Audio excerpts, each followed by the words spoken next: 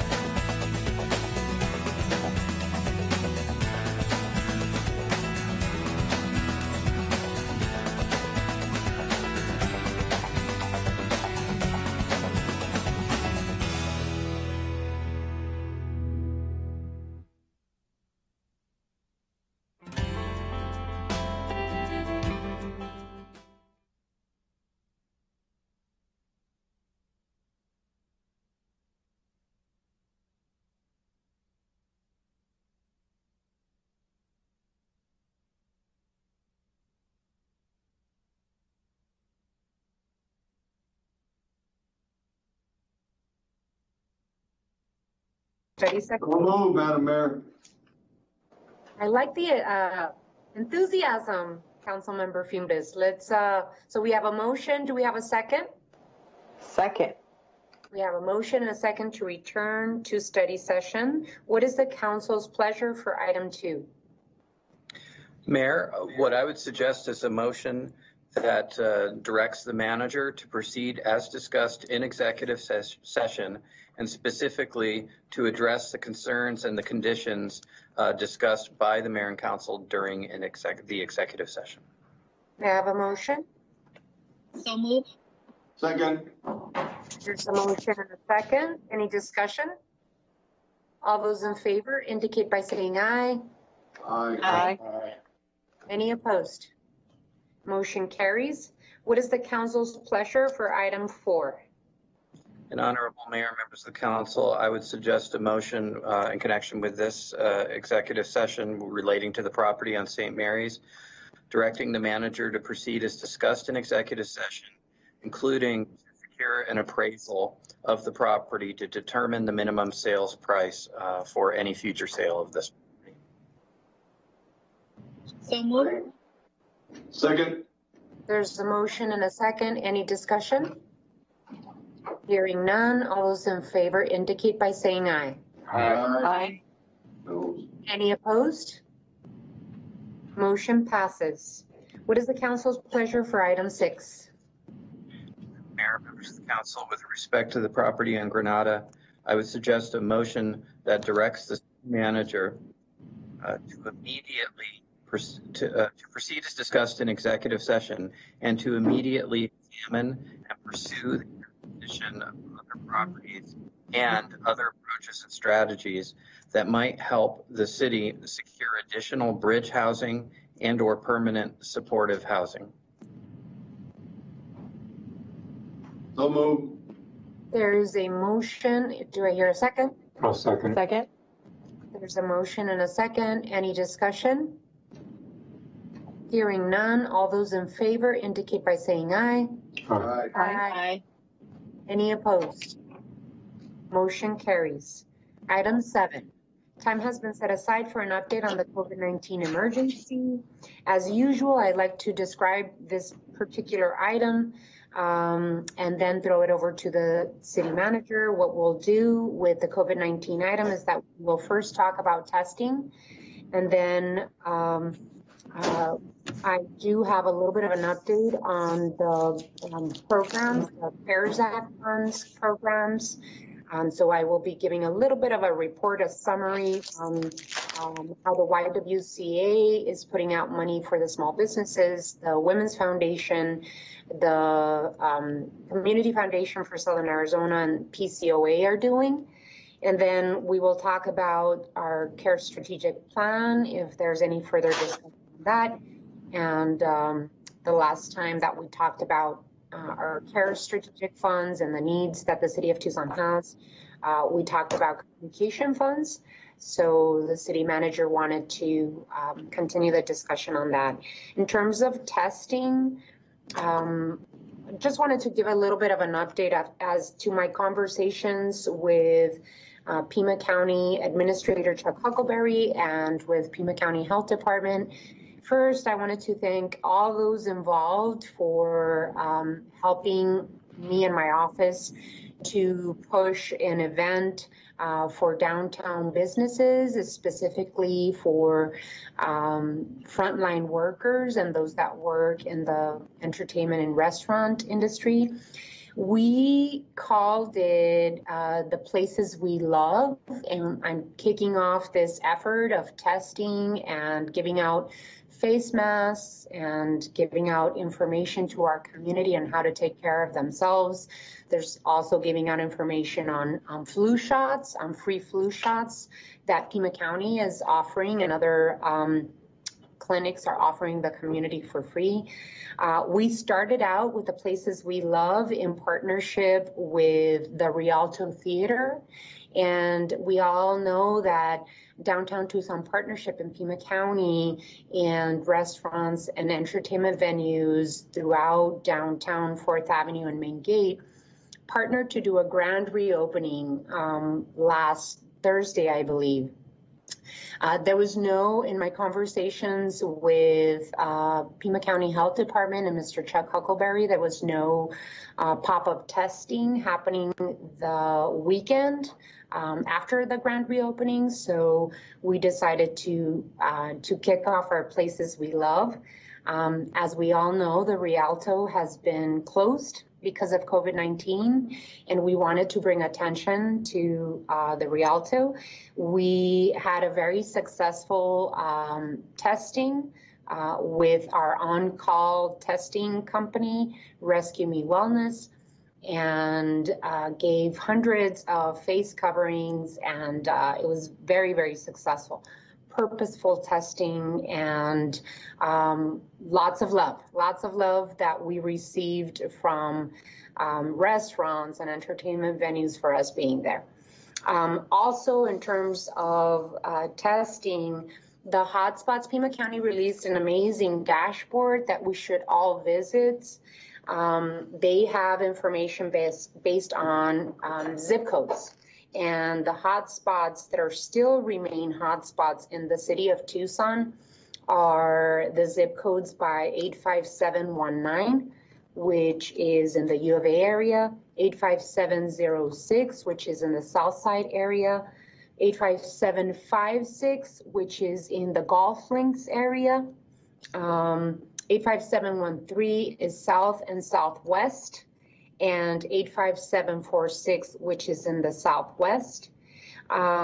Testing continues in 4 locations besides the pop-up testing. 4 locations: Keno Event Center.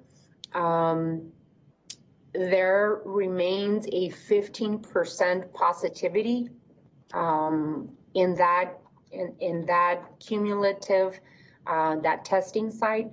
LE Town. There's a 4% positivity in that overall in that testing site. Udall has 4% positivity in that area. El Pueblo Activity Center, which is a partnership of the city of Tucson and El Rio Clinic, has a 9% positivity.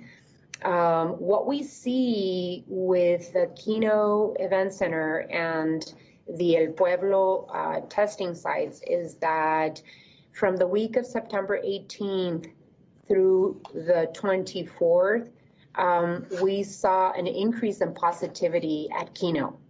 We also saw an increase in positivity at El Pueblo Center in that testing. It went from 5% to 9% positivity, which raises flags. The good news is that testing continues at the U of A area. Pima County is doing pop-up testing to help those neighbors and residents around the U of A, and those numbers are falling. The numbers of positive cases around the University of Arizona are falling. I've talked to both Pima County Health Department and County Administrator Chuck Huckleberry, and he said that it would be great if the city of Tucson would promote some pop-up testing sites that are coming in October. We can share this information with you, but the next pop-up testing sites for Pima County are scheduled for October 10th at the YWCA on Bonita Avenue, October 17th at Rising Star Church on East 36th Street, October 24th at Friendship Missionary Church on 11th Avenue, and October 27th at St. John's Church on Ajo Way.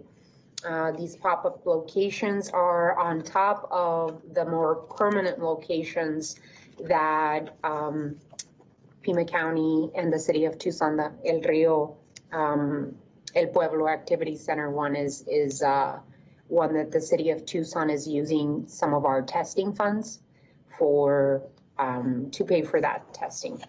Besides that, I just wanted to give an update on what we're doing. I'm hoping that the places we love comes to every ward besides downtown, and from Ward 1 all the way to Ward 6. And so I'll be calling your offices and bringing an opportunity for testing and mask giveaway and an opportunity to highlight a place you all love in your wards, so that we can partner and do continued testing. I believe that the more access and availability for testing,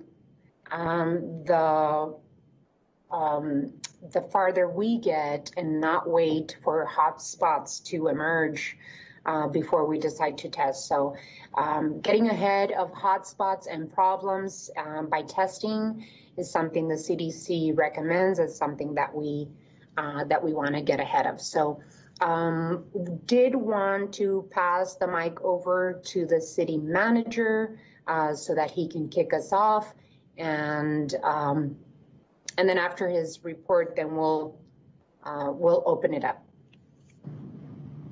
Mayor, thank you, and members of the council. I'll just give you some quick numbers for the internal testing.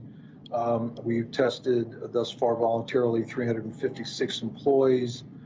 23 have tested positive. Thus far, family members that have requested testing is just shy of 200, it's 199. I do have the breakdown. I know Councilmember Fiembres in the past has asked me for a breakdown of the departments, and I'll share that. I'll just send that to you. It's easier than trying to read through that. We also, you're welcome, sir. You're also going to see an intergovernmental agreement with Pima County. We now have the language buttoned up. We'll bring that to you for consideration on the 20th. So, Mayor, that's all I have with regard to testing. I do also want to mention the financial participation agreements, which you mentioned briefly. The revisions to that will also come back to you. The plan is for October 20th, so that'll be before you. Again, that's the expanded financial participation agreements. Last item, Mayor, you did ask me last time for a little more information on the 300, I believe it was 382 or 85,000 for communications. About 100,000 of that has been used. You had asked me about that last time, and I told you we had not. I apologize. My intent was to get authorization, but I didn't realize that we had used that pot for the mask up events. So all of the mask up events, all of the advertising for that to the tune of about $100,000. That does leave 282,000 of that, and there's a variety of different areas where those dollars can be expended. Basically, future marketing efforts as we get information out about the programs, and it's a variety of different pieces, everything from media buys to. Let me look here real quick. I've got a list here. It's basically the media buys, and when I say media, that's also information that's out there that's put out, particularly at some of the mask events, some of the testing events. So we do still have 282,000 that's available of that 382,000. Mayor, happy to answer questions. That was, let me just double check here. That was the extent of my report today. Thank you, Mr. Manager. I do see Councilmember Fiembres' hands up and Steve's hands up. Madam Mayor, will you be able to post the pop-up testing sites on your website or give them onto the city site? Yes, Councilmember Fiembres, we will be sharing graphics on all of my personal social media, and we will share any graphics with all of you if you want to use them to promote these testing pop-up events, and be more than happy to do so. Thank you, Madam Mayor. And I also want to congratulate city staff, Mr. Ortega, and yourself, Madam Mayor, for leading the charge and handing out masks. I understand we've given out 77,000 masks already. Yes. Thank everybody, all my colleagues on the council have done an outstanding job. The more we can use mask up, the more we can stop this thing from happening. Thank you. Thank you, Councilmember Fiembres. And Steve, I know that. Yep, thanks, and thank you for the opportunity to speak about the testing and for the work that you're doing on it. The problem with what's happening around campus is that the students are refusing to take a test now. And they're doing it because they consider it to be punitive. We were all 20 at one point, and if somebody said, hey, I'm going to give you a test, it'll be free, but if you test positive, you have to isolate for 14 days. I think 7 out of 7 of us would have said no thanks. And that's in fact what they're saying. And so while the university says at their weekly briefings that their numbers are going down, the county dashboard, as you just pointed out, the portal, shows something quite the opposite. The university's numbers are based on the testing that they're doing on campus. In yesterday's briefing, Terry Cullen conceded that and confirmed that the area around the U of A they've seen COVID spread. And their new portal, as you just pointed out, confirms that. Dr. Robbins said that the one mistake he's made was not testing all students. They did when they came back to campus. They did test the students who were moving into the on-campus dorms, but that's about 5,000 out of the 35,000 who are now in the surrounding area. There are 8 weeks left before the students leave for break. Each week during these briefings, both President Robbins and Dr. Carmona speak highly of their interactions with you, Mayor, and they respect the fact that they have a good rapport at this point with the county. I would like to see this mayor and council adopt a resolution calling on the U of A to test all students now as a condition of taking classes. That achieves 3 things. Number one, it identifies the positives and facilitates tracing. Right now, they're not able to do that because the students aren't agreeing to the tests in these towers. It also controls the community spread for obvious reasons. And finally, it lets us know who's positive before we put them on a plane to fly back to California or Colorado or Texas or wherever they're going for the holidays. Knowing and listening to their weekly briefings and hearing every week they say, you know, we got great rapport with the mayor and Chuck Huckleberry and the county. I think that this body sending a resolution saying we want you to test everyone now as a condition of taking classes would send a huge message to them, and perhaps they would not wait till January, but take the bull by the horns and really start up their game at this point for off-campus testing. Steve, let me make sure that Mike Rankin weighs in on this particular issue. I don't know if we can ask for mandatory testing. I mean, we could ask, but I don't think we have any jurisdiction over it. No, I agree with that. Okay. We the city can't compel them to test, but the U of A, before they allowed before they allowed students to take part in classes, if they were living in an on-campus dorm, they required a test.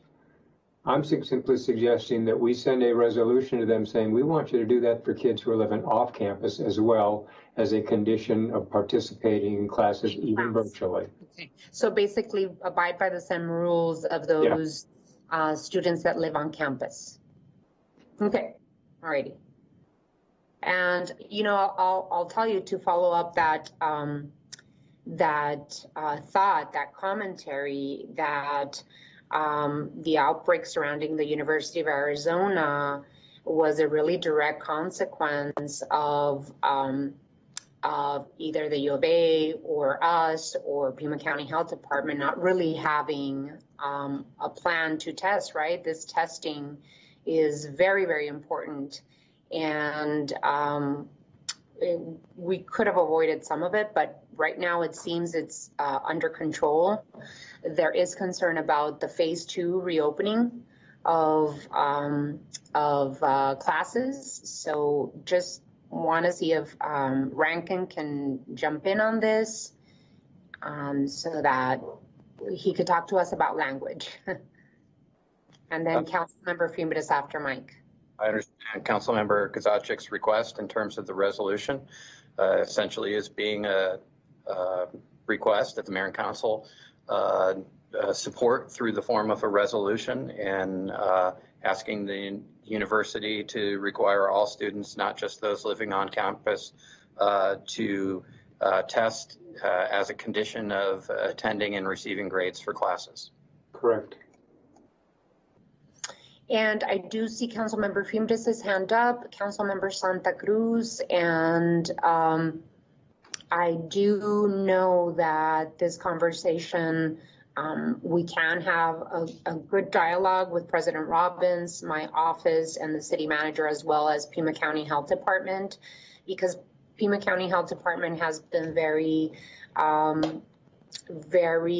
loud about the concerns of the behavior of these students and what they're causing just outside of campus. So Councilmember Fuentes and then Councilmember Santa Cruz. I agree with Councilman Kusachik, and I think the code of conduct should reflect on the student both on and off campus. I know we've had this discussion before, Madam Mayor, and also the city manager, about addressing President Robbins on this issue, because we have lots of seniors that live in those areas around campus that are being put in danger because these folks don't want to adhere to the social distancing or masking that they need to protect them also.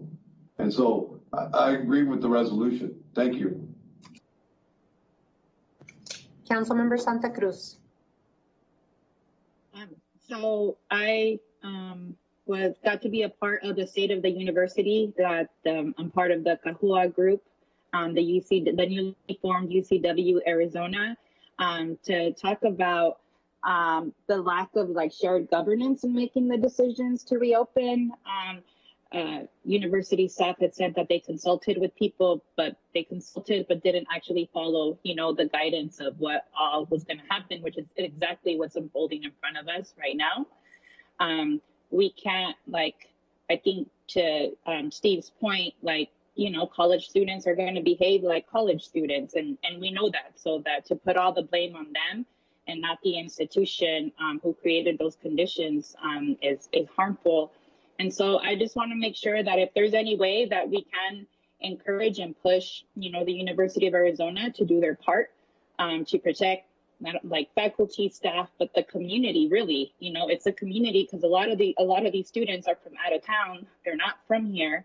That we need to do that for our community as well. Any others? Madam Mayor, because this is a public health emergency, don't we have any authority as a council, as a city? My question to Mike Rankin. Mike? Sorry.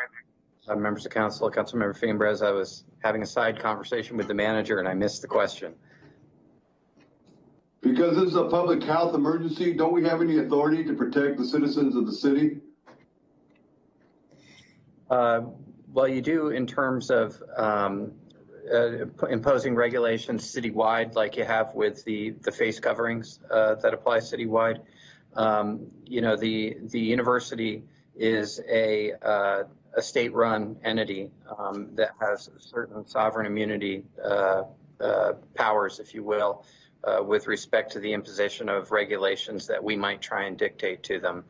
I'm certainly comfortable with bringing back a resolution, including at the next meeting, October 20th. It shouldn't be too difficult to put together, that plainly expresses your desire as the governing body for this city, that the university as a key partner, including having their responsibility to contribute to the health of our community, to take the steps that you recommend.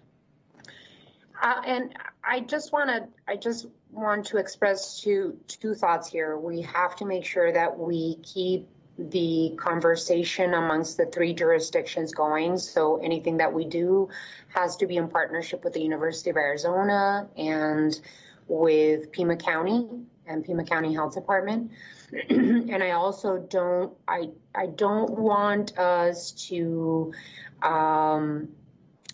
do something that could potentially affect other testing within the city of Tucson, because we have to remember the out of the hotspots that I just read to you in terms of zip code, 1, 2, 3, 3 of those zip codes are located in the south side.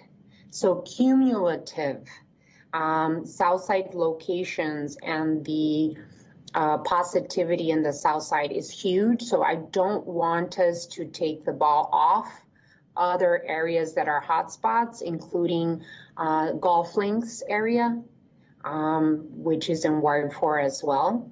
And so we don't want unintended consequences if we push too much on this. But of course, we have to make sure that we do the right thing. So just those two thoughts, and want to make sure that other hotspots are not ignored as a consequence of us pushing for this issue. Councilmember Santa Cruz.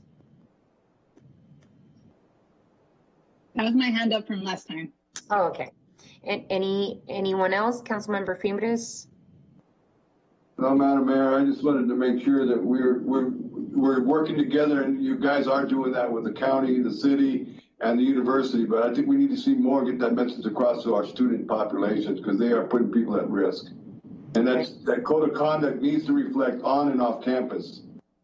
Just like in the military, you're a soldier in uniform, you're a soldier out of uniform. The UCMJ qualifies that. Same thing we ask for our law enforcement community to do the same thing. So that's just my thoughts. Absolutely. Alrighty, any other thoughts on this?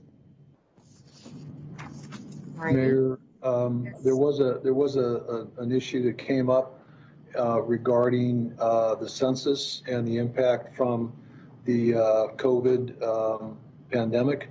And so I think that you may have heard that the census was pushed back a little bit.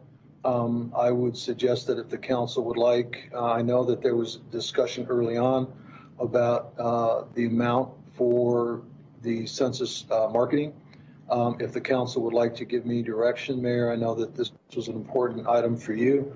Yes. If you'd like to give me direction to expand that marketing effort, since there is a little bit more time. I would not recommend at this time that it be out of the CARES money or CRF. But it is COVID related. If I can figure out a way to do it with CARES money, we'll certainly do it. But if I could just get some direction from you, Mayor and City Council, I'd sure appreciate that, and then we can move that forward. Yeah, Mr. City Manager, thank you so much for bringing this up. As we all know, just recently, the courts extended the deadline to respond to the census to October 31st. Our original plan as mayor and council, the direction we gave back in February, was to spend $350,000 on the census. Most recently, we came back and corrected an error that had happened in finance and allocated $250,000.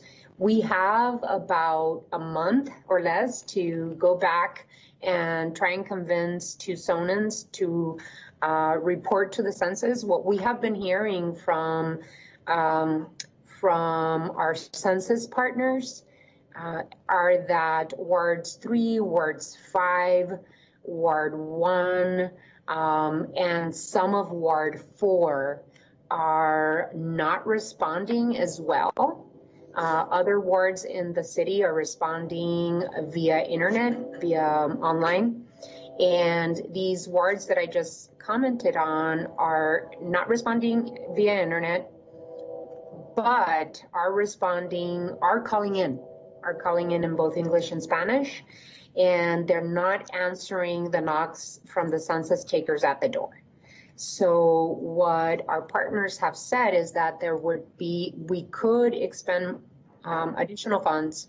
I'm thinking the last $100,000 that we had talked about before for either phone banking or continued promotion of people calling in, and we could do it both English and Spanish. So we should consider adding that and giving that direction to the city manager, since we have another less than 30 days to push as hard as we can. Councilmember Fimbres has his hand up. Madam Mayor, I would like to move in that direction, that we use that 100,000 and put it toward that, and look at the areas that aren't responding the way they should be responding, so that we don't have an undercount that's going to really impact us again. You know, we lost $64 million 10 years ago on the undercount. We can't afford to do that again, especially after we're still coming out of the COVID We don't know what the economy is going to look like. So that's my motion. I'll second it, Your Honor, but I want to make one comment with that. There's a motion and a second in discussion, Vice Mayor. So here's the deal. I know that we want to spend another $100,000 for marketing, and I'm good with that. And I'm really glad that we're going out on the internet. But can't we get like a door prize, like a giveaway, like a, hey, if you bring your census confirmation turn-in number, you get a free 6-pack of soda or something like that? I mean, come on now. There's got to be ways to do stuff like that. I mean, it's like door prizes. You show up, you tick it out. I'm just saying there's got to be a way we can entice and incentivize a little more. And I think We'll there's give you a free COVID test. That too. That Steve Kazachik has And the spoken. mask. Free mask, City of Tucson. Yeah, we could do like a free mask when you turn in your COVID. We could do a bunch of stuff. I'm just saying. You know, I'll tell you, Vice Mayor, I've been at a couple of census events recently. Everybody's masked up, and they do give out, especially over in Ward 5, and I've been to Ward 4, and there's an upcoming Ward 1 event from the census, and they do give little prices out and ask people to, you know, they give them raspados and food and try and attract them to these events. Bags and masks and, you know, little stuff for children and coloring books. And so they really are doing a good job in terms of promoting and giving out goodies. And the last one I went to, they gave delicious raspados out. It was delicious. So they are pushing that. The one area that our census partners have told us really work, especially for wards 1, 5, 3, and the southern portion of Ward 4, are calls. People are calling in and being able to promote the call-in that it's available in both English and Spanish has been working. And so it depends on the feedback and input and advice that our census partners are thinking where we can get the biggest bang for our buck here at the city. Councilmember Lee, and then I do see Mr. Ortega's hand up as well. Thank you, Mayor. Clearly, I have no insight into the back end of what the data looks like for what the census folks are looking at, but I know that text banking also is very effective, also very annoying to be on the receiving end of it, but it is effective. And I know there's a bit of a dissonance with that because especially for Ward 4 folks, if they're not technologically savvy or they don't have access to technology, then a text message might not make sense. But in this day and age, most people can receive SMS text messages. So if it's with a phone number, that they can just hit that number and make a phone call. So I just want to encourage the idea of looking at if the data is there to do text banking, that might be a even more cost-effective solution in English and Spanish. Yes, actually text banking is part of the campaign. I believe that Lane Mandel in the city manager's office sent a little report of how the census is going so far. And since the campaign started, we saw 27,000 new respondents. And so we're really happy because the clicking is working.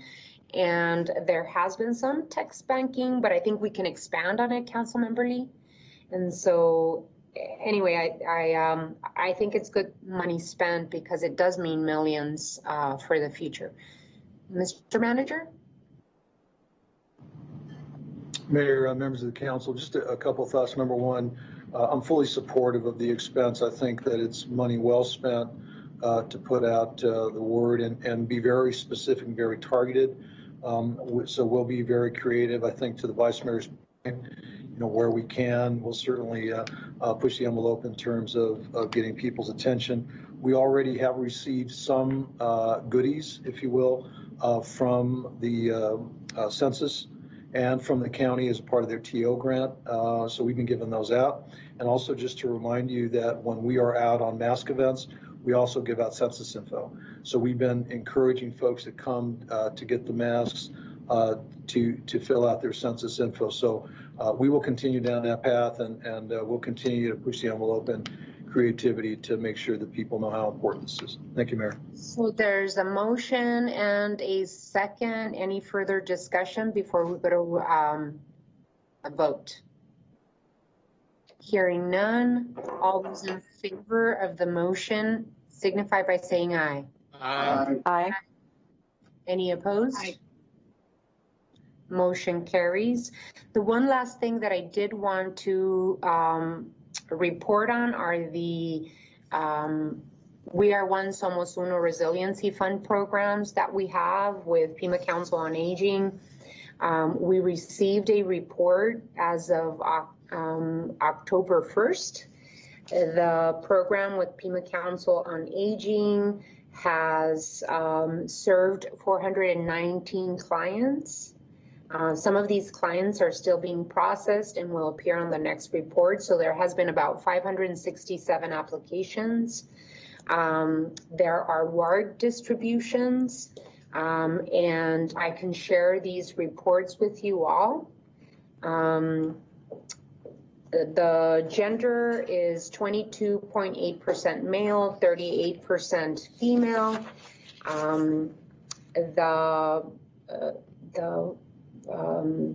Race is 46.9% white, 10% Hispanic, 1% African American, 0.5% Asian American, 0.3% Native American, and other is 40.9%.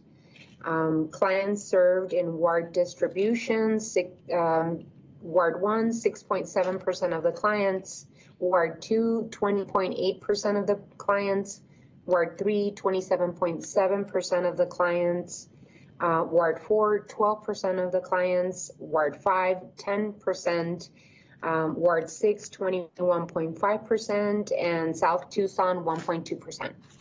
On the Women's Foundation, number of applications, this is the Workers and Families Fund. The number of applications received are 11,361,000. The number of funded applications is 2,800. 586 individuals, 2,200 families. The number of applications left to fund is 8,500, and that's the workers and families piece. 52% reporting needing support with putting food on the table, 48% support with utilities, 45% support with rent and mortgage, and 28% support with childcare. Over 11,000 children under the age of 14 are connected with a total number of applications, which is approximately 2 children per family. So there's a huge need in the worker and family piece. I'm so glad that we put additional funds in there. With the small business continuity grants with the YWCA, 236 applications have been accepted. $1.39 million have been awarded. 562 were the applications received. This one in particular, funds awarded by ward. Ward 1 has been awarded, Ward 1, 66 small businesses have been awarded. Ward 2, 28 have been awarded. Ward 3, 41 businesses have been awarded. Ward 4, 11. Ward 5, 45. And Ward 6, 52 businesses have been awarded. Applicants by race, what we see here is that it's very diverse. Let's see, 52.1% of the small business owners that have received these funds are Latinx, 21.7% white, 6.4% Black or African American, 10% are Asian or Pacific Islander, 5.7% prefer not to disclose that information, and 1.2% are Native American or Alaskan. 65.8% of the small businesses awarded are women owned. And let's see, applicants by business type, the biggest percent is, let's see, childcare providers are 14.8%, personal services are 22.9%, and retail are 9.9%. 31% of them are other. So I just wanted to share this information. I will send the reports to my colleagues on the council and the city manager, as well as other departments heads. The Community Foundation for Southern Arizona, we see big diversity as well. And I will send you the list of the nonprofits that have received funding with the nonprofit continuity funds. But just to give you a little bit of a taste of who has received nonprofit funds, the Dunbar Coalition over at the Dunbar have received funds, Intermountain Center for Human Development, Tucson Collaborative Community Care Program, which is a partnership, it's a TC3 with TMC. More Than a Bed, BICAS, Community Home Repair Projects of Arizona, which is Sherpa, Arizona Justice for Our Neighbors, Clínica Amistad, Parent Aid Child Abuse Prevention Center, Mobile Meals on Wheels, International Rescue Committee, Casa de los Niños, and Planned Parenthood Arizona. So I'll share all this information with you all, but it's really looking good. Any graphics that these nonprofits, the Women's Foundation, the YDUB, and Community Foundation share with me, I'll share with you so that you can promote in your wards. With that, I just wanted to make sure that, you know, I had a little bit of a report, Mr. Manager, and I'm done with my report, and we can move forward if you'd like, or if anyone else wants to add anything. Mayor, I'm finished with my report. Thank you. All righty, thank you so much. Well, let's move on then to item 8. Staff is requesting budget change approval for the public safety communication retrofit project and the installation of freezer storage units for the police evidence facility. Mr. Manager. Mayor, members of the council, this is a continuation of a conversation we started last meeting. I did, we did introduce it. I did say to you or suggest to you that we were not looking for a decision at that time, but now we are back in front of you and we do need a decision on these items. So with that, I'll turn it over to our CFO, Joyce Garland. Joyce. Thank you, Mr. Ortega. So, Madam Mayor, members of the council, what we have in front of you are 2 budget revisions. And I think it's important to know that we are bringing notable changes to the budget to you for your input and feedback. So again, we have 2 changes here. One is the retrofit for the 911 Public Safety Communication Center. The original project was going to be a call center, and that has changed. I mean, our world changed and we learned we could do a lot more from using technology rather than having a physical space. So now what we need to do is retrofit the Public Safety Communication Center to allow for the health and welfare of our employees. So we have to do some more social distancing. We're looking at putting in a fitness center. We're changing the scope of work. So that project is $6 million. Originally, the budget for this project was within our enterprise funds. So Tucson Water Utility, Environmental Services, because they were going to be the call center piece.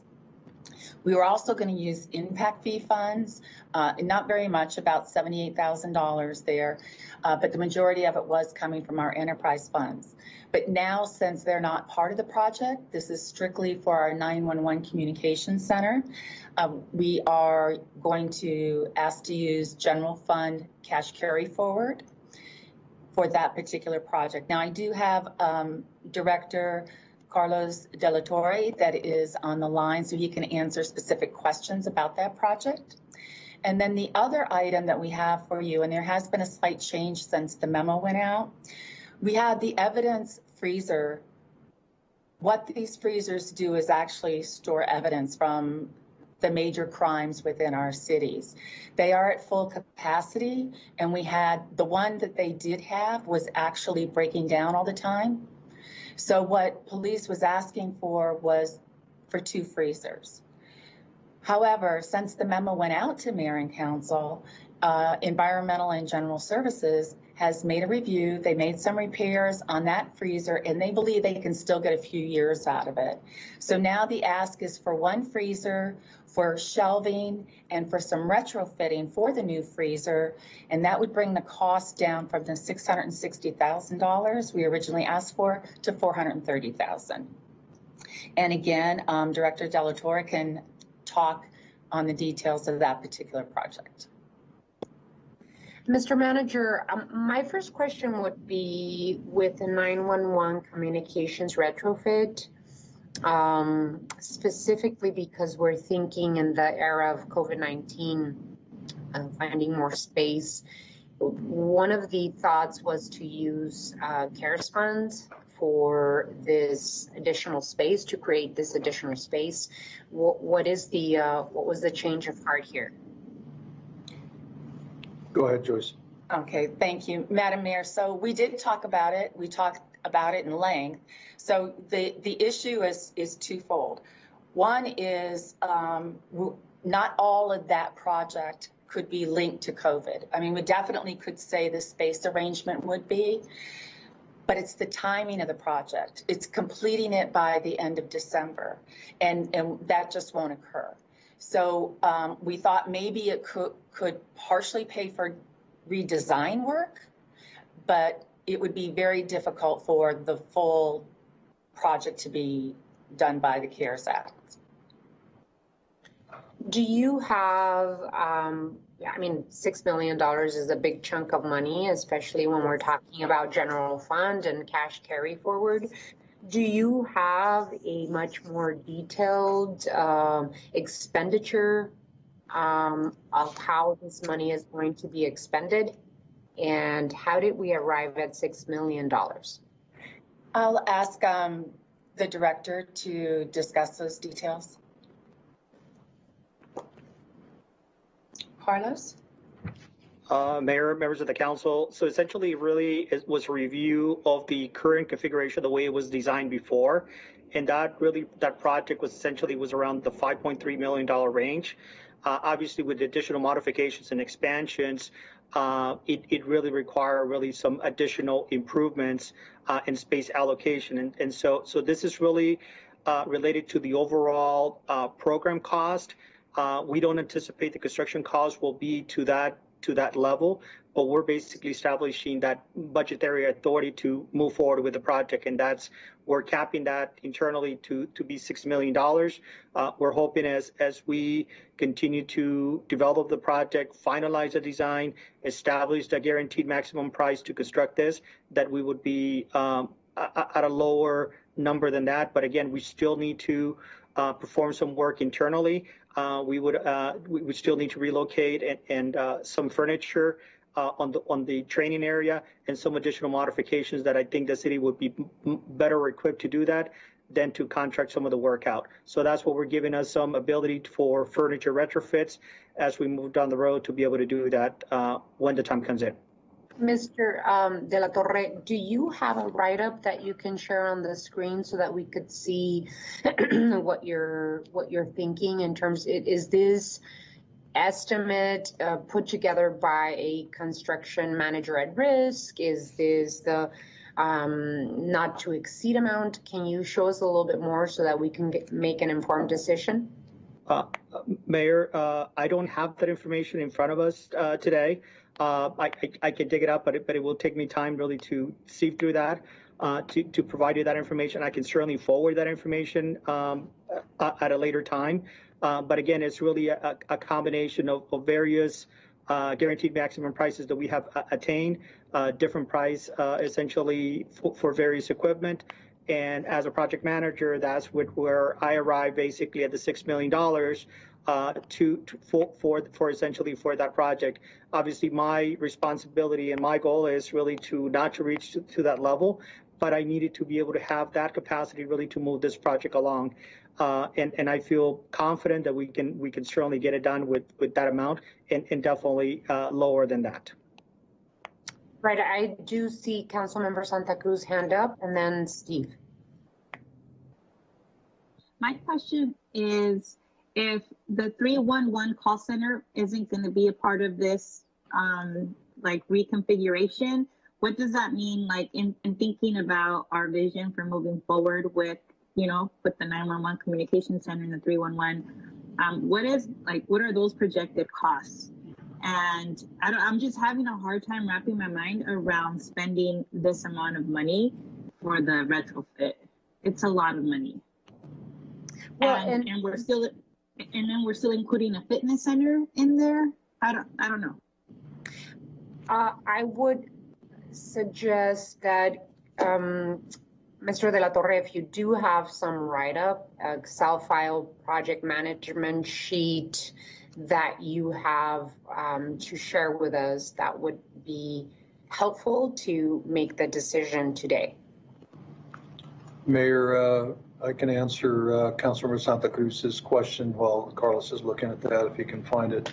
Councilmember Santa Cruz, this has been an ongoing conversation for at least a couple of years. And just to kind of educate everyone and remind everybody where we started.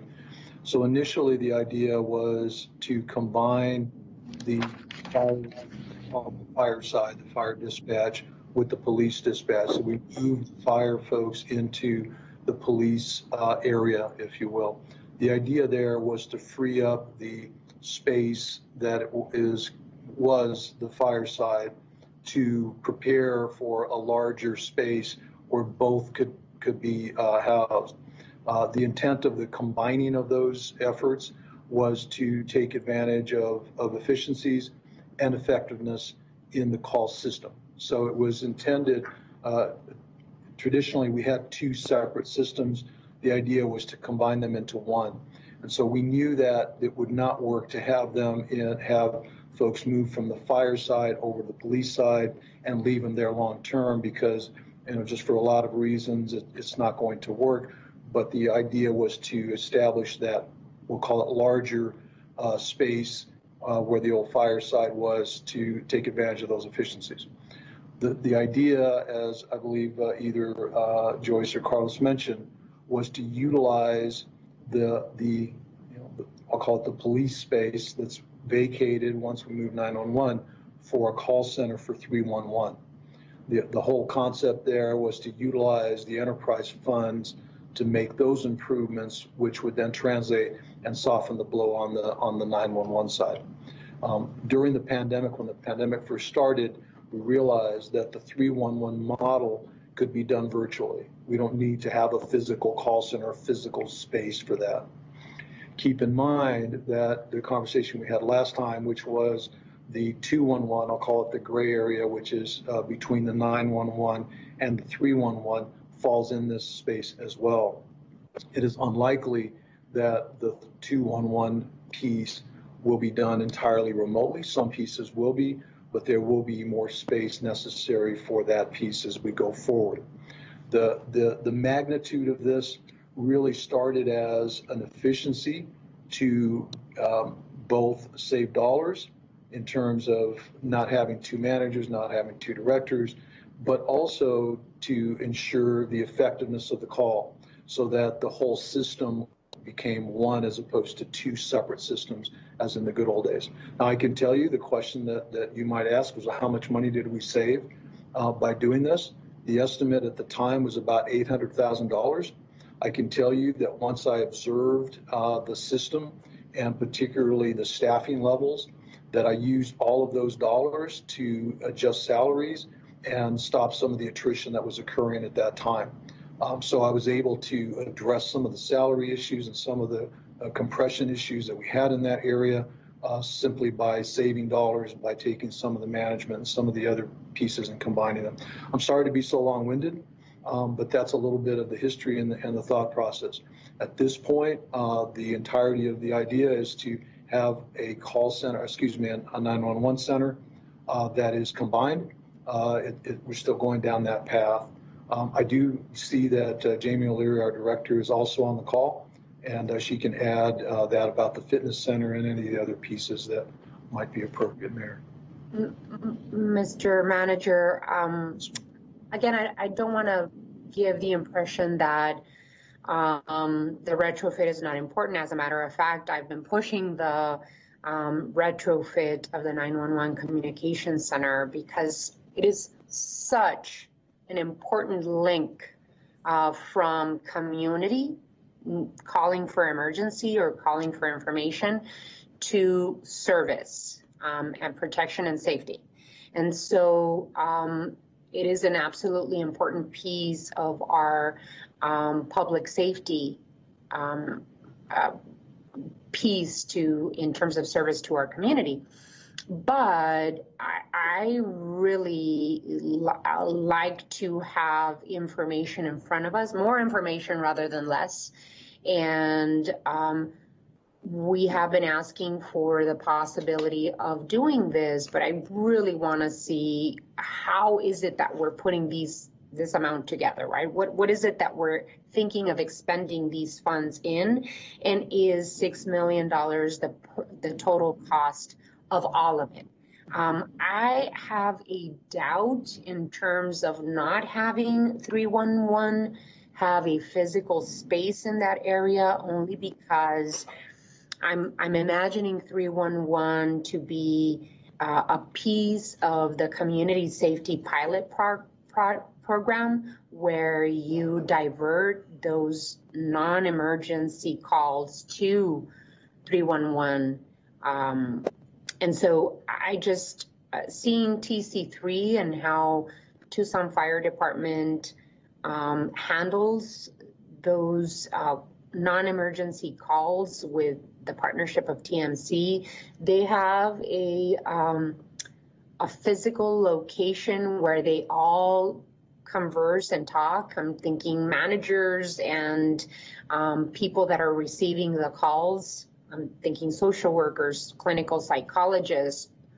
There has to be a space where there's back and forth in terms of back and forth communication between the workers at 311 and the situation. So that's why I'm so insistent on seeing what's the timeline, what's the expenditure, what is the all-in cost. Are we expecting, some physical space for 311, et cetera? And I do see Steve's hand up, and it looks like Carlos has a little bit of information for us. So Mayor, you asked me for the breakdown. So again, it's really looking at the original scope of work, the bones or the framework for the improvements.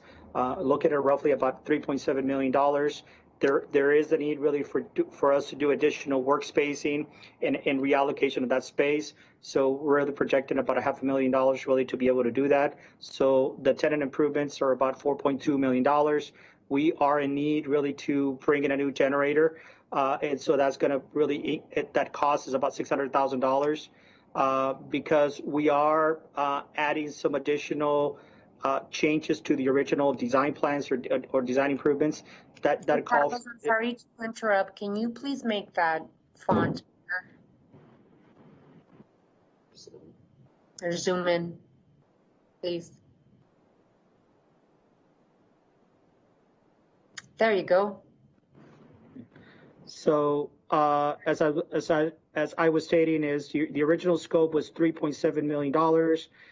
We're adding some additional space needs. So if you recall, the center was primarily going to be positioned pretty much on the west side of the 911 center. After, with all the space requirements, we're expanding to the, I'm sorry, stand corrected. It was just going to be focused on the east side.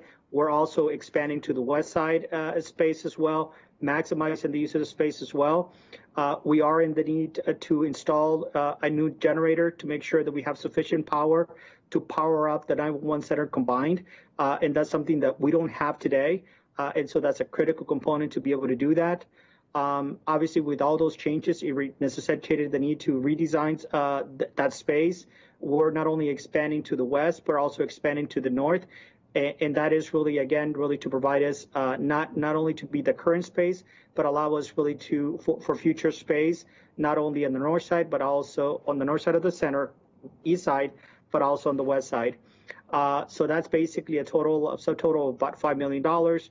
Obviously, we're building in some contingency on that. That's roughly about a 10% contingency that will have to be put into that. That's probably a little bit conservative. It could certainly be reduced, but again, there's still some unknowns that we still need to uncover once we start digging up. So it really brings the project total to about $5.5 million. We know that we relocated or we moved out of the current 911 center, all the consoles, and essentially we moved them, we got them in storage. We essentially have to reassemble those, bring those back, make all the connections, all the network connections, and to be able to make sure that it works. On that is we're contemplating maybe that we can do that work internally, but depending on in terms of where we're at a few months down the road, we may have the ability to do that internally, or we may have to contract the work out. And that's really essentially where the $6 million budget is being annotated or being programmed for that project. So in terms of the original scope of work, is really, I could really provide you with the difference in terms of really where the previous design was as compared to where we at today. And the different reconfigurations that had to take place really to move this project forward. Mr. De La Torre, is this the total project cost? In other words, is $6 million the total project cost? And did we receive this total from a construction manager at risk? Have we received that information? And then what is the project timeline? So, Mayor, before we move forward with really, as a project manager, I need to be able to have a budget to start working with. That's the established budget that I'm programming for this project that is doable. We are basically where we are today is essentially because the project was redesigned. We are basically at a 50% design documents today. We have given all those documents to the construction manager at risk. He's working with his sub-consultants to generate basically the pricing what the total cost of this project is going to be. We anticipate that before the end of the month, we will have full construction drawings. And that means that the contractors will have a final set of drawings that they can basically put a bid on. Okay. Then on that, the construction manager at risk will essentially provide us with a guaranteed maximum price that says, this project is going to cost the city X number of dollars. Okay. And essentially, I believe, and I truly believe that I have built enough capacity within this program to be able to accommodate the GMP. I'm really hoping that the guaranteed maximum price that we're going to see from the contractor, it should not exceed really. Again, I hate to say this because I don't want to put numbers out there, and unfortunately people creep up to those numbers. Okay. So I believe that we have enough capacity. My goal is really to make sure that we, if authorized and approved by the council, is really to ensure that we get our best bang for our buck. And this is really our own internal guaranteed maximum price, but knowing that as we move down the road, the real guaranteed maximum price will be lower than the $6 million that we're programming for the entirety of this project of what we're at today. Or maybe not, since companies are seeing that we have a $6 million total. The timeline you said was what? So, Mayor, the timeline really to get all the final documents completed is the end of the month. So it's Halloween Day. And then we're given the CM risk contractor, the contractor would be, we're giving him 2 weeks to finalize his estimate. So we're looking at the middle of November. So that's what we're asking them to give us a final bid within 2 weeks. We're hoping that we can evaluate that within a week to 2 weeks and be in a position really to issue the notice to proceed around the first week in December. I'm hoping that they can mobilize in December. I doubt that will happen, but essentially we're looking at them starting construction the beginning of the year, first week of the year. We originally anticipated we're anticipating a construction schedule of about 6 months. I'm really hoping, and this really goes back to expedited construction schedule, and we're basically, because the plans have been revised, there's no commitment on their part really to give us how much expedited process they can do that at this point in time. We continue to push that forward, but we believe internally is that essentially that construction project would probably be anywhere between 4 and 5 months, not 6 months. So our goal, again, as an internal goal, is really to deliver this project before the end of this fiscal year. Okay, I do see Steve has his hand up, and then Councilmember Santa Cruz have their hand up. So go ahead, Steve. Yeah, could you, Carlos, you took the screen down. Well, I'll try and remember what you had. First of all, the conversation we had last time was the scope of work had been value engineered, had been value engineered down to the point where I believe and continue to believe that we were cutting corners. Last time you had 4.7 million, and I pitched a fit about saying I didn't think the FF&E was sufficient. You've bumped that up some. You've got a generator in there, but the existing electrical backbone out of that center has never been sufficient. And so if there's an outage, even a new generator without an upgrade to the backbone is going to be problematic. You don't have soft costs added into this thing, and things such as just the things such as adding additional flooring for the added space and for the call takers, they're pushed. I think the realistic budget. So this is not a GMP. You're right. This is an internal estimate. You'll get a GMP from the contractor once they go out into the market and start getting actual bids on this. But I think you're going to be closer to 7 million, not 6 million on this. And I'm totally willing to sit with you and the AE and the contractor and go over the numbers, and be convinced. But I think you're going to be surprised in the other direction when this comes back.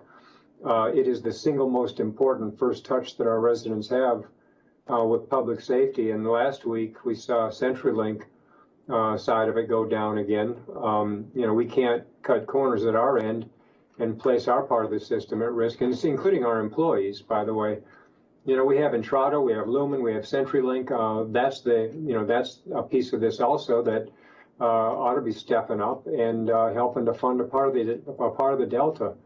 But so I'm not sure what the purpose of today's meeting is, but if it's to agree to a $6 million cap on the budget, I'm certainly not there, because I think you're going to find it goes north of that once they go out and actually get the real costs in place. And I think we need to be prepared for that because there's not a more important piece of our public safety chain than this one. It's the first touch. Councilmember Santa Cruz, and then I believe Mr. Ortega has his hand up.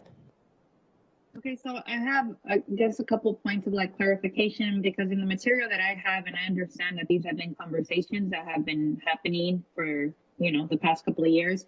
I'm not quite sure what all is included in that original scope of work, but which I would like a breakdown, right, of, all that it entails. But my question is, why wasn't this budgeted for this fiscal year? Or was it, and was that just for that $4.7 amount, and you're asking for an additional to get us to the 6 million? Or were we just we just lost track of this, and then now it's coming back to us, and we're being asked to put an additional $6 million up our cash carry forward from last year? Can somebody answer that? Mr. Manager? I can answer. Thank you, Madam Mayor. Councilwoman Santa Cruz. So this project was budgeted, but it was budgeted in our enterprise funds. It wasn't budgeted in our general fund, and that's what this discussion is to change the budget to the general fund. And so that mayor and council are aware that we will be using cash carry forward for this project. And I'd also like to answer Councilmember Kozaczek because he's talking about the cap. This may not be the cap. This is just given the authority for us to spend. And as Carlos has mentioned, we already have someone that is in design work, so we already owe them for that service. Well, I'm pretty sure we're gonna pay whomever we owe, but it just seems to me as though the process, the steps that we're taking are in the wrong order. And I just want to make sure that we're having as informed conversation as we possibly can, because that's the duty that we have as elected officials, making sure that we're fiscally prudent with our residents. So I wonder if, I mean, in terms of the process of how we assign and allocate funding for this project, and what the 6 million means, right? I think Councilmember Santa Cruz talked about this includes a gym and why. And my question is, why wouldn't we save a space for our 311 effort and the possibility of having, I don't know if we want to call it 311 or Tucson Cares Line, however we want to call it, for our community safety pilot program. And then Steve has some questions in terms of like the other way around, right? He's understands the construction and feels as though it might be more. So let's go to Steve and then Mr. Ortega and then Councilmember Santa Cruz. So today, all you're saying, all you're asking is that we understand this is not going to be an enterprise fund, and this is going to be out of cash carry forward, whatever the number winds up being. Is that all this discussion is about? Because as Carlos just said, the number we're looking at here is not a contractor-driven GMP that includes all the soft costs. It's not even a project cost. It's just an estimate. It's just an internal estimate. So I'm not sure what we're being asked to agree to today. Mayor, maybe I can help with some of that. So this is not just an internal estimate that we did in a vacuum. And I think what's important is this has been an ongoing dialogue with the contractor for many months now. And we've actually gone to them several times, asked them for prices, and they have given us those prices. Again, not as a GMP, but as here's the estimate of what we're looking at. So we're not shooting totally in the dark here. I think we do have more. There's more information here than maybe we've let on. But the other piece to it, Mayor and Council, I think Councilman Kozaczek's point is there is a shift or a change in the funding, and the Council had previously approved this, as I recall, budgets when this was outlined in those enterprise functions that Joyce had mentioned. This is now moving to the general fund. So the conversation really is you need to be aware of that, number one. Number two, I'm certainly not opposed to bringing back a more detailed analysis, Mayor and City Council, to give you a level of comfort. I understand this is a big ask. This is exactly why I recommended against any kind of action last week or last meeting, but we can certainly bring back. What I would suggest to you, though, is that we will proceed very quickly to develop the GMP, the maximum price from the contractor, and make sure that we have that tied down. And that way you can have that in your hand. I would suggest that if we do that, as Carlos mentioned, it's going to be into the first week or two of November. But I would like to bring this back to you with more details so that you understand how this was generated. And we can also have conversation and dialogue with the contractor up to next meeting, which would be on the 20th, Mayor. That's my suggestion. All righty, Mr. Manager. I do see Councilmember Santa Cruz's hand up. Yes, I was just wanting to get a little more background, which what I'm understanding is that this was the 4.7 was going to come from different pots of enterprise funds because it was going to be a shared space. Mm-hmm. And now because that's no longer happening, the council is being asked to cover the whole $6 million out of general fund money. Yes. Okay, so if I may, I think it would be prudent to move forward with the request for an additional evidence freezer, because that's an urgency, and we want to make sure that we, make sure that we have our evidence and everything that we need to preserve the evidence. And so I would suggest that we move forward with giving the city manager the leeway to expend those $430,000. What I would like, I do like the idea, Mr. City Manager, of pushing this decision back so that we do have a much more thorough timeline and a much more thorough scope of work. I also have to question, that not including the 311 space in this decision, because you can tap into different sources of funds with a possibility of 311 and creating some space in there. I don't think 311 could all be done virtually with people at their homes or different spaces. I think there needs to be some cohesive work done in person as well. So I like the idea of delaying. I do see Vice Mayor Cunningham's hand up, and then of course Joyce. We'll take it with the Vice Mayor first. So I guess I'm looking at two things. Number one, I'm seeing some soft costs in here, but unless I know what the other soft costs are, I'm trying to figure out on the original scope and the additions what's been duplicated. I'm also trying to figure out how the cost went up when we backed out the 311 piece. And finally, I'm trying to figure out, if you're going to come to us and tell us that you're going to take what was going to be an enterprise fund capital project, and you're going to we're going to use $6 million in GF money, we've got to have way more transparency for the public. We've got to have way more detail than this. I mean, I get it. It's for the 911 center. We need the 911 center to be great. But you guys don't have to pick up the phone from constituents who are like, how could you possibly need $6 million to do that? I have to answer those calls. And I can't answer those calls with the information we have today. So I just want to let you know that we can't do this today. Sorry. You guys are going to have to go back to the board, put together a proposal that's detailed and a memo that outlines everything a little more detailed, bring it back to us.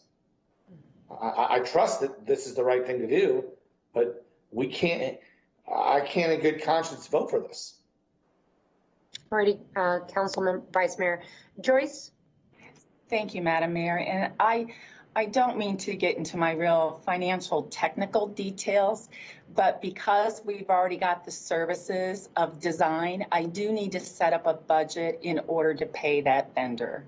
So I can understand why Mayor and Council may not want to approve the full $6 million, but I do need you to be aware that I will need to set up a budget in order to do that. Well, and the original scope of work was what, $4.7 million, if I believe. So the original scope of work, there's a project there, and there was an original budget there. So I don't see how you can't pay what we owe. It would be out of the general fund, just so you're aware. Why does it have to be out of the general fund? I thought these funds are fungible anyway. I don't understand why if we programmed it, even though it's not directly going to the enterprise, if we programmed it in the enterprise at the beginning of the year, I don't know how we can't. Part of the redesign, it was part of soft costs, so those enterprise funds were part of this. I don't understand why it has to be out of the general fund. Wait, hold up, Vice Mayor, we have Steve that has his hand up, and then we'll go back to the city manager, who gave a path forward, an idea of a path forward. Steve? Well, I am interested in Mike's answer, but so all you need to do today is set up a fund. The 6 million, 5 million, 7 million, that doesn't matter. You just need an account for accounting purposes to pay the design fees that are due. Is that right? Because we have to pay that, and we can't expect the contractor to eat those costs for the next month while we figure this out, right? That's my ask. Okay, fine. Let's just do that. Mr. Ortega? Thank you, Mayor. Carlos, you can take that down now so we can see each other.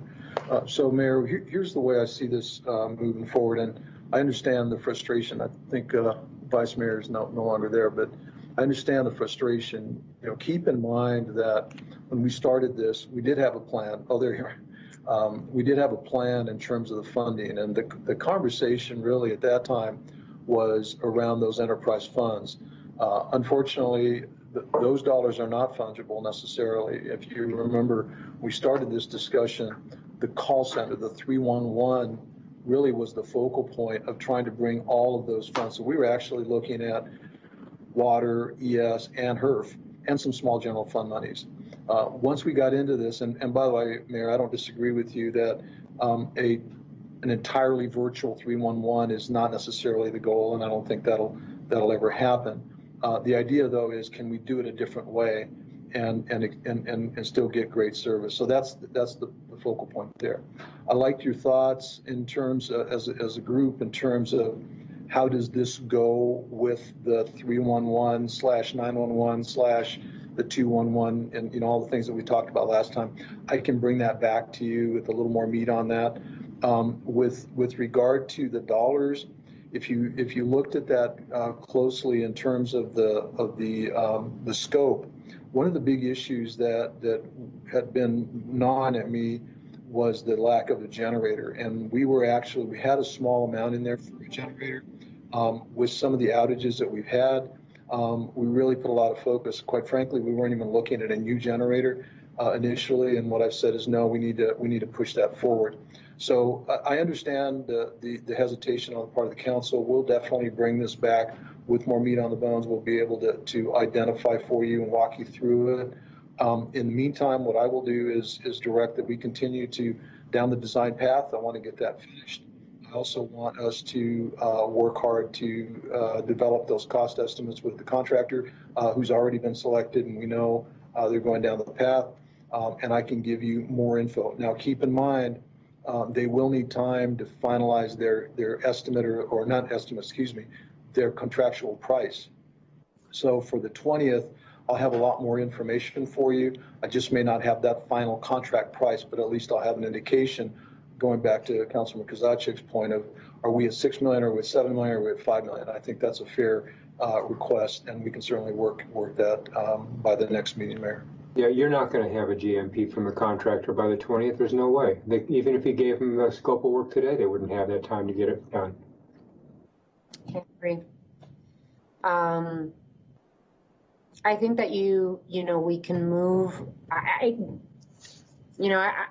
don't understand the urgency for today. So it seems like my colleagues would like to delay the decision. We absolutely understand that, the scope of work has changed, and probably where we get the funds from are from the general fund, cash carry forward.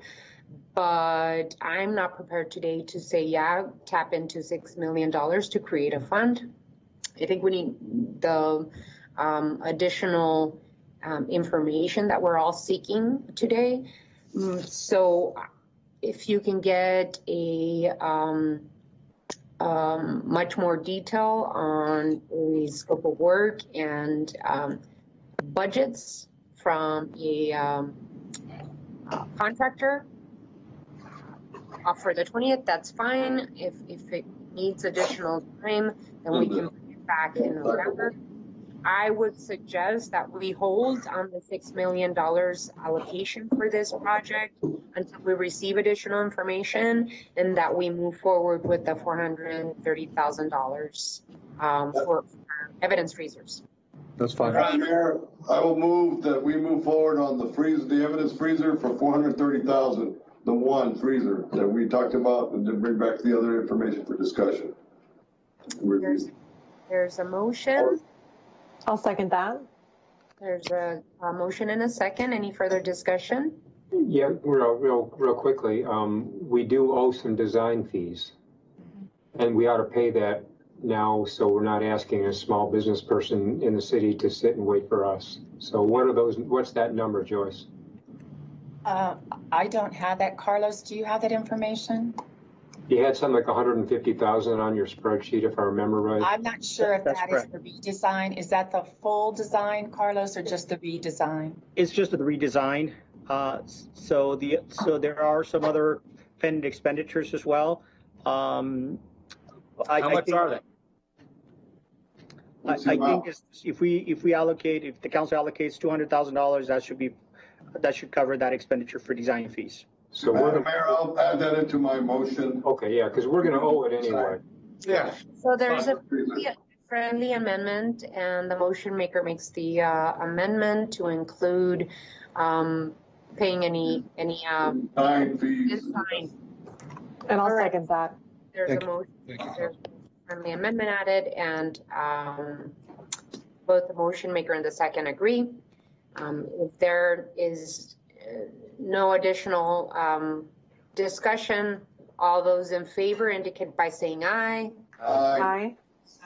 Any opposed? Motion carries. Thank you. Thank you. Our next item is item 9. And this item, time has been set aside to discuss the funding strategy for long-term pension obligations. Mr. Manager, we did not receive the information until 3:15 yesterday. So this is a pretty serious conversation and dialogue that the mayor and council must make decisions on. But I would like to make sure that we don't make the decision today, especially because we received this information at 3:15 yesterday. So what I'm thinking is having preliminary discussion today with no direction by mayor and council until we have an opportunity to study what is being presented today. Absolutely, Mayor, and thank you. We understand, we're very clear on that. I do think it's an important topic, and I suspect that you will want to talk about it multiple times. So rather than spend any introductory time, I know that time is running short. I'm going to turn it over to Joyce, who will then introduce Bill Davis, our guest speaker. Well, thank you for the opportunity to continue this discussion. It has been weighing very heavily on us, given the magnitude of the unfunded of our public safety personnel system pension plan. So we aren't talking about the city's pension. We are talking strictly on the public safety pension side. We started talking at the study session last time on September 22nd to just give mayor and council an idea of what the magnitude is that we are looking at paying out cash-wise over the next coming years. And you'll notice or remember from that presentation, there will become a point in time when we're paying over $200 million annually into this pension plan. So we do think that given the market conditions that we are right to do a different type of funding strategy. We have been working with a team of individuals, and Mr. Davis is one of them. But it is going to take a team, and it's going to take a lot of education and discussion. This is a significant decision for the city. We want to make sure that you're very well informed to make a decision like this.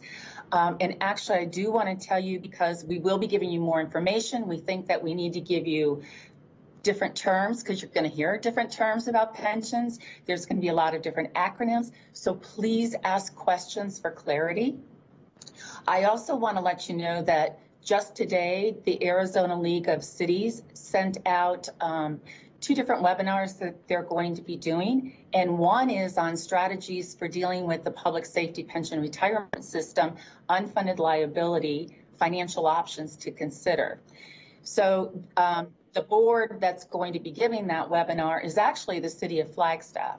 The City of Flagstaff did just issue pension obligation bonds for their PSPRS pension system. So I think it would be certainly worthwhile for possibly all of your staffs to sit on it to get that education. So the pension obligation bonds that we're going to be discussing, they're really just a funding mechanism. And I'll just really tell you simplistically, you're taking a lot of money and you're borrowing it at a low interest rate. You're investing those dollars in a higher interest rate. So you're gaining from that big pot of money. It does come with risks, and Mr. Davis will certainly talk about those, but really the outcome, and because the market is so favorable, that's why we're bringing this to you. So another question that's come up is there have been cities like Detroit and Stockton, California that did pension obligation bonds, and it didn't go so well for them. But they had other issues that the city of Tucson doesn't have. They actually had cash flow issues to begin with. So they went into that debt on a different market conditions, a different timing to help them where they were already in a financial crisis. And that's not what we're doing here because the city of Tucson is fine. We just think this is an opportunity to look at and definitely want to have multiple discussions with you before a decision is reached. So with that, I'd like to introduce Mr. Bill Davis. He's with Piper Sandler and Company. Mr. Davis has been with our city of Tucson as our fiscal agent for years. He has helped us with all of our bond issues. He reminds us all the time when it's time to refund. So thanks to him, we're able to have savings throughout the years. He helps us with our bond ratings, and he's just an all-around nice guy. So I'd like to turn it over to Bill. Joyce, thank you very much. Can you hear me all right? Yes. Great. Well, good afternoon, Madam Mayor, council members, Mr. Ortega. It's a pleasure to be here this afternoon, and I want to thank you for inviting us to participate in this discussion. As Joyce mentioned, it's a very interesting opportunity. It has significant upside, but there are some risks, and we hope to kind of touch on that. I have met some of you, but as Ms. Garland mentioned, my name is Bill Davis. I'm here this afternoon with my colleague, Michael Vasquez. Michael and I are with, as Joyce mentioned, the firm of Piper Sandler, the old Piper Jaffray, and serve the city as financial advisor on your bond financing matters. As your financial advisor, we have a fiduciary responsibility to you.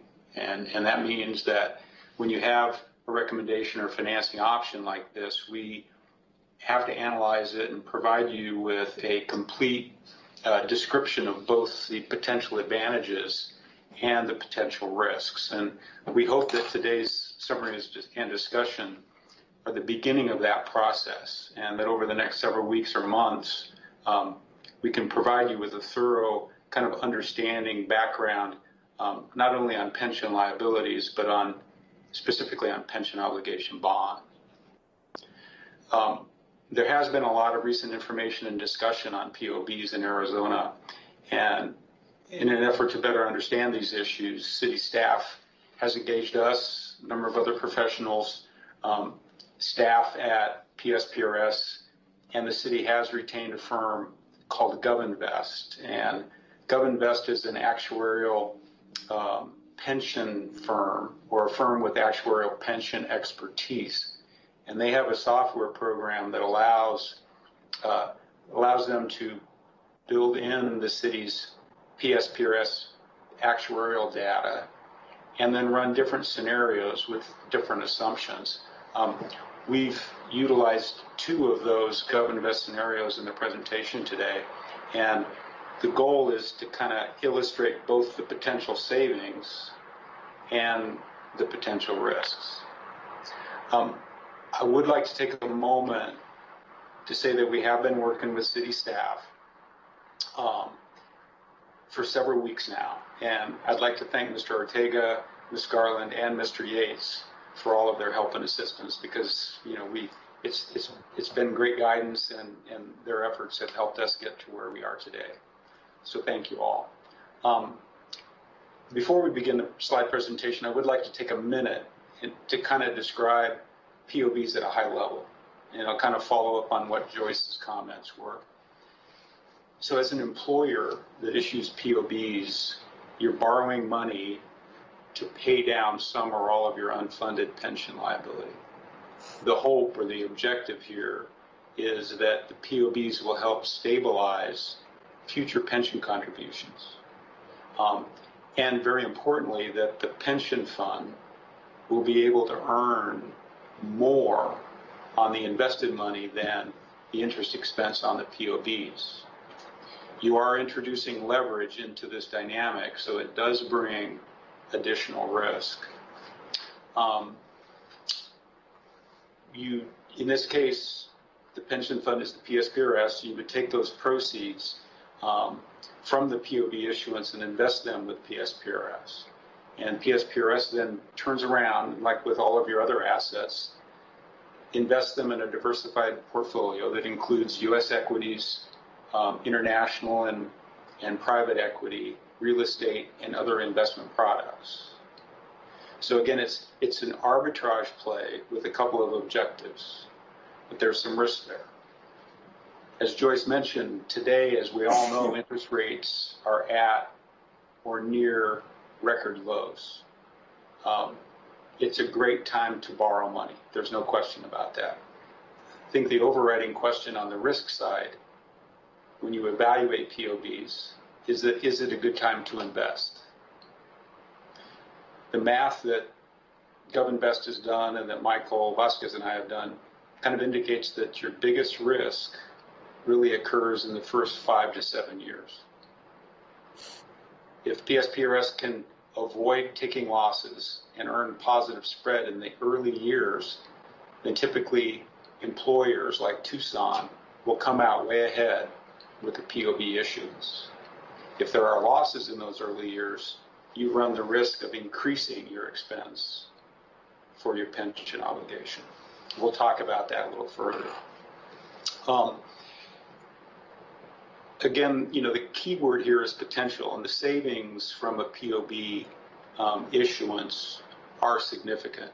I mean, we're talking with some assumptions and assuming the issuance of about 500 million in POBs, you know, the potential is to save hundreds of millions of dollars on your pension liability. So the upside is significant. Those assumptions, though, assume that PSPRS is going to earn 7.3%, which is the actuarial rate, each year for the next 25 to 27 years. That assumption is highly unlikely. We'll take some time on the last page of the slide to look at fund performance, but as you all know, we're going to experience economic cycles, and typically those investment returns look more like a saw blade. They're up big 1 or 2 years, and then they're down, and then they're up and they're down. And so those are the types of assumptions that we're trying to work through with GovInvest and really try to analyze the risk. To summarize here, I think POBs do offer significant upside potential. We're going to talk about that a little bit, but they're not a guaranteed proverbial silver bullet. Okay, so there's huge upside potential, but there's also some risk. And that risk, which we're trying to quantify and trying to figure out ways to mitigate, we'll talk about that a little bit later. That risk is most meaningful in the first 5 to 7 years, and we're trying to figure out ways to offset some of that, which most of those risks, again, timing is totally out of our control. Now I'm going to... Mayor Bill, are you going to be Yes, able to show PowerPoint? I was going to just turn it over to Michael Vasquez, and yeah, I think we've got the PowerPoint schedule here, and I guess maybe I just need some direction on the best way to share it on the screen. Yeah, Bill, Because that would be helpful, I think. well, it would be very helpful, but we also need to move swiftly, so, Okay. because we have other items on the agenda. So, let's put the PowerPoint on and then move fast. Okay, so you want us to try to wrap up in, say, 5 minutes? Is that? If it's possible, so that we can allow for questions from my colleagues.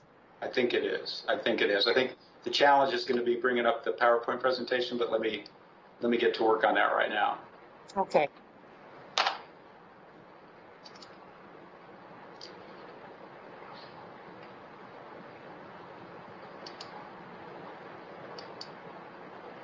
Whoop. And if Bill, if you don't think, you can thoroughly go through the PowerPoint right now, then we're coming back on the 20th, as we all said, we want to continue this discussion. So here it is. You have it, and then let's try and see what we can get done. Very good. Can you all see that on your screen now? Yes, we can, and if you can make it a little bigger, that would be nice. Does that help? That's better. Okay. So with this is a very brief presentation. We'll kind of walk through it really quickly. But with that, I'm going to turn it over to my colleague, Michael Vasquez, to walk through the first couple slides. And Bill, I'll kind of walk it through. Can you make sure you share that with Mayor and this presentation with Mayor and Council? Yes. I'm sorry. So does everybody have this on their screen? Yes, we do, but we also want to make sure that you email it to Mayor and Council. I will do that. Absolutely. Perfect. Go ahead, please. Good afternoon, Madam Mayor, council members, staff. Thank you for having us here. I was hoping for 3 or 4 hours. I guess 5 minutes is what it is. Here we go. Page 2, please. Potential allocations. Okay, we're there. On slide 2, we show a couple different funding options or proportions for the city's police and fire unfunded liability. First, the $500 million financing amount was a suggested starting place for this analysis to be completed by GovInvest. As Bill mentioned, GovInvest is effectively an actuarial firm which built an application which can render innumerable analyses scenarios on the city's police and fire plans depending on the desired assumptions. Here, we have 3 potential splits. We have an equal split, we have a fully fund fire remainder to the police, and an equal funded percentage. The analysis that GovInvest has sent to us more or less says that it really doesn't matter which split you make, the economic return is approximately equal. So generally this, I think, is going to be more of a policy decision as to how you want to split whatever POB issue you do. If there's no questions, next page. Okay, you're there.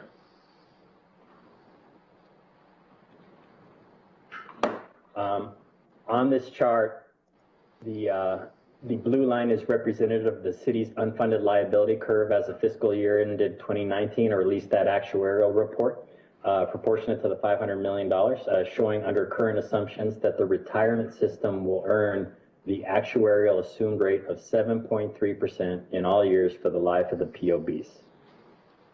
Before we get to the orange line, I'd like to make a couple more points on the blue line. Please note that irrespective of a POB issuance, any year where the plan does not earn that 7.3 interest rate, the blue curve only increases in severity as a result of compounding and negative amortization, which is part of the problem. To be fair, if the assumed interest rate is greater than 7.3%, the earnings rate, the blue curve would decrease in severity, which would be a benefit to the city.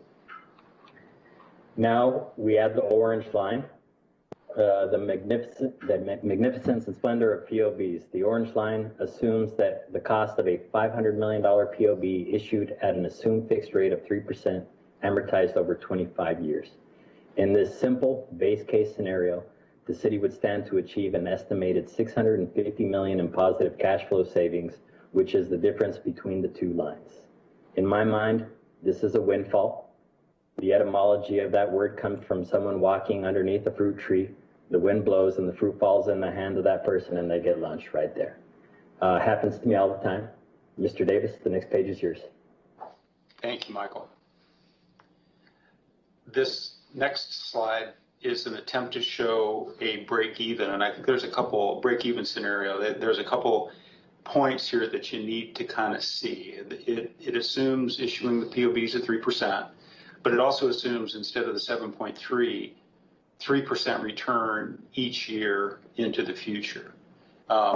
We set it up this way just to see what the break even would look like, but to Michael's point earlier with regards to that blue line on the previous slide, I think if and when PSPRS does not achieve the 7.3%, which this last fiscal year ending June 30, 2020, the return net of fees was close to zero. What happens is that your unfunded liability grows. So I want you to kind of focus not only on the closeness of the two lines here, but focus on the scale on the left side on the y-axis. You can see the payments climb up to above 400 million, whereas on the previous slide, assuming the 7.3%, you're just north of 200 million. So now this risk, the risk of not earning 7.3%, exists today. The city has that risk. And what we're attempting to show here is that if you issue POBs, it may not be any different depending upon what the future holds. And the important thing too is that if, as I mentioned earlier, if, for example, PSPRS took a loss in any one of the next several years, the cost to the city could be even higher than without issuing POBs. I think the math on this is rather interesting, and I don't want to get into too many details, but the risk of loss, even though PSPRS has a very well-diversified portfolio, still exists. The investment market today, with COVID, international economic, political, geopolitical issues, is uncertain. So there is some risk out there, and we have no idea how to quantify that. But just kind of understand the math, and I'm going to use kind of an exceedingly unlikely scenario to describe it, but let's just say that you invest 100 million with PSPRS, and in year one or year two, they have a 50% loss. So now you're 100 million, and again, this is an arbitrage play. You're hoping to earn more than the 3% cost, but now you only have $50 million of assets. Again, I'm doing it using this example just to make the math simple, but if you think about it now, PSPRS has to basically double your money to get you back to where you started. And that a 50% return in year three in this example would only bring you up to 75 million. And should something like that happen, it's just the point of this is just to illustrate or try to explain how difficult it could be kind of to dig out of that hole and actually achieve some of the savings, the potential savings. I think with that, I want to slide to this last page. Ms. Garland and Mr. Yates asked that we include this, and I think it's a very good slide to see. This is a printout from the PSPRS website that provides not only annual performance over the last 10 years, but performance over 10, 20, and 30 years. So this is just kind of an illustration, I think, to show you that kind of saw blade effect of returns. And as I mentioned earlier, the June 30, 2020 return, net of fees, was close to zero. And that I believe is factored into the 3.53%, the performance on the 10, 20, and 30 years. So you can kind of see that, the challenge, and we'll talk about this in greater detail when we have more time in the coming weeks. The challenge is timing, to a great extent, and hoping that we're not heading into another 2008 or another dot-com bubble right when we deposit these proceeds with PSPRS. Mr. Davis, can you make this this page larger, please? Yes, I can. Bear with me 1 second.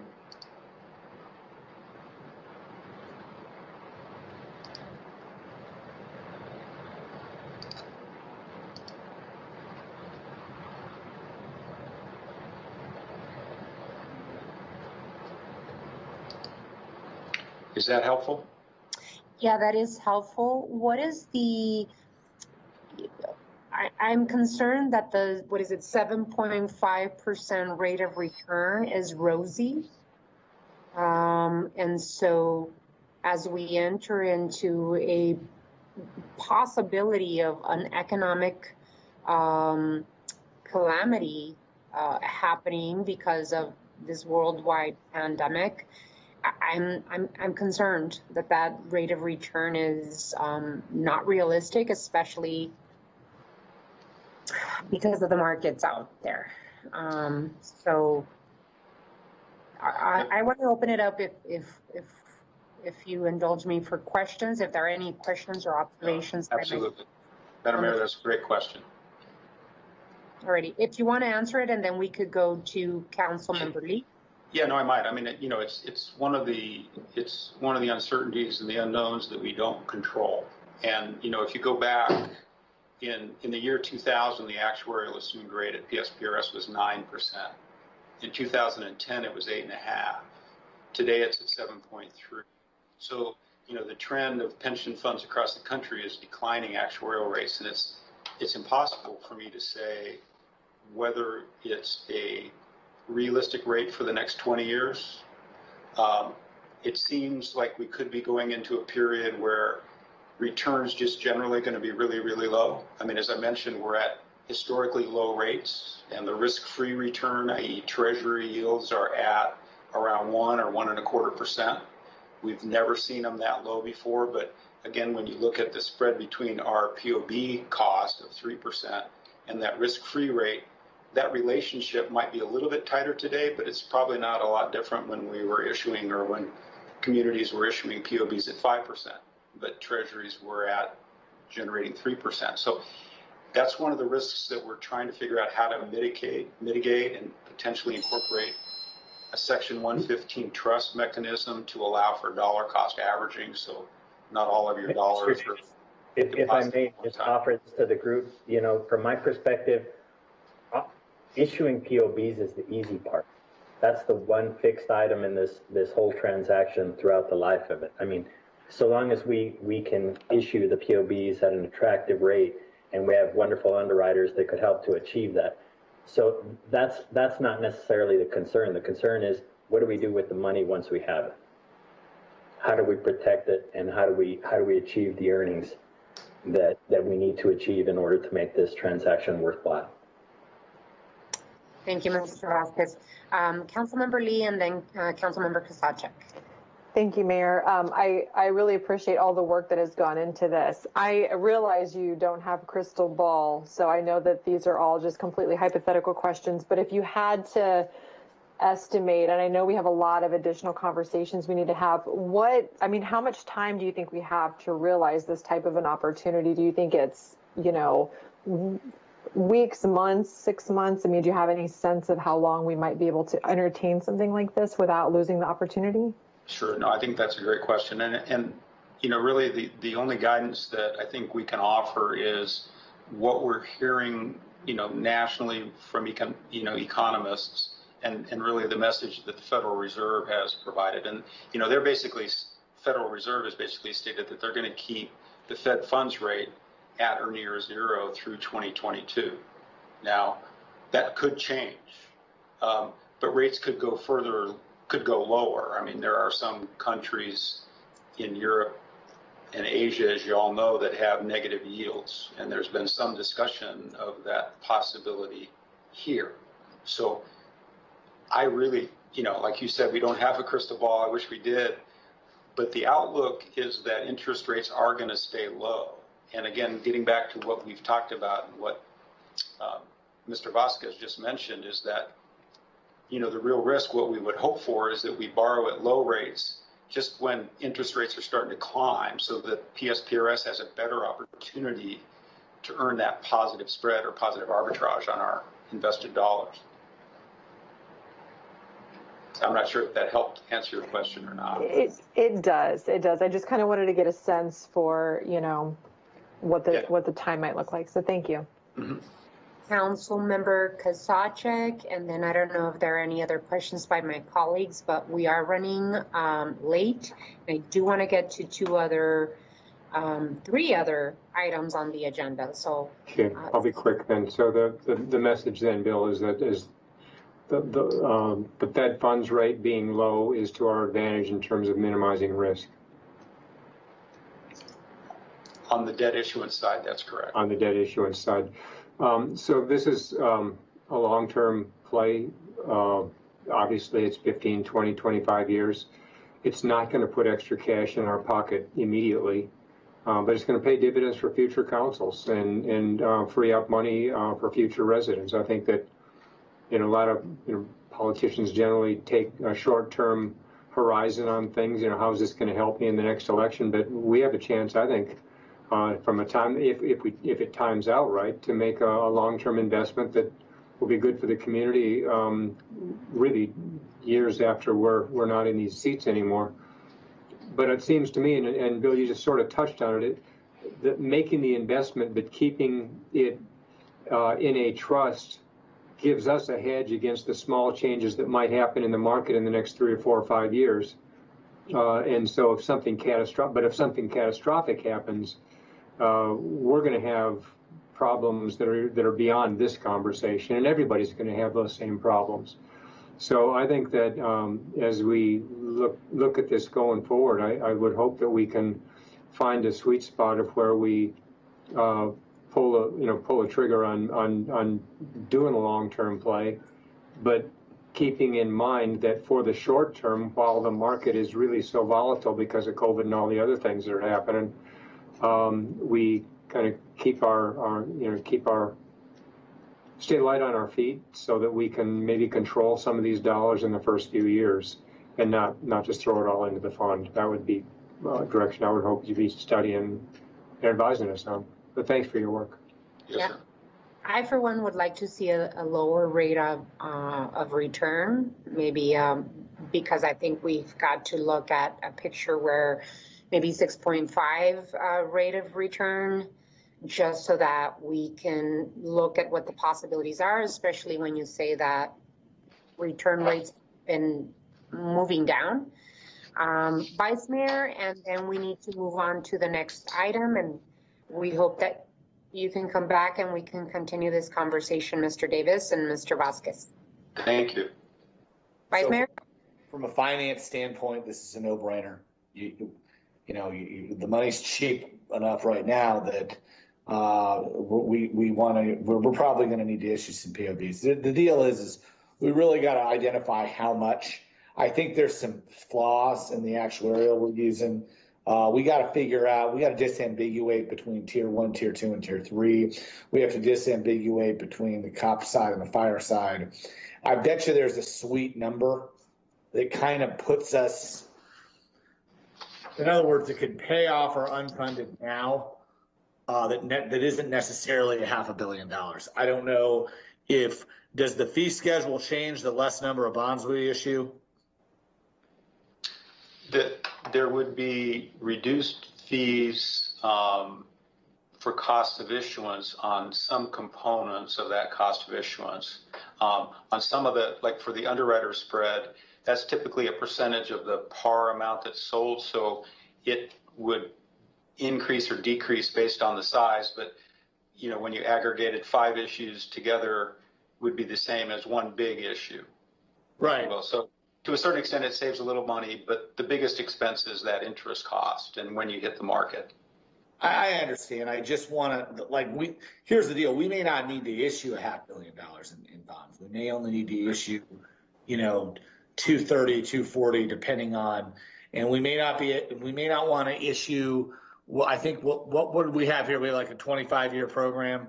We may want to issue a 20-year or a 30-year, depending on. So Well, there's ways to do it. I kind of want to meet with you guys offline and fiddle with the numbers a little bit and see what kind of makes sense for us. I'm also going to need to get some better, I need to get a little bit more detail on what our unfunded liabilities are. So other than that, it's the right move and I'm behind it. I just want to make sure we're optimizing the opportunity. Thank you, Vice Mayor. Thank you so much, Mr. Davis and Mr. Vasquez, and I look forward to continued discussion on this item. Thank you, Mayor. Appreciate it. Thank you, Joyce, and thank you, Mr. Manager. We move on to item 10. Staff has an update on a new composting program and a new recycling crushing program. Mr. City Manager. Mayor, we'll try to make this quick. I know that we're running behind. This is a follow-up to a conversation that happened previously. With that, I'll turn it over to Mr. De La Torre to give you this particular item. Carlos. Mayor, members of the council, as you recall, you directed us over a year ago to start looking at developing alternative waste diversion programs.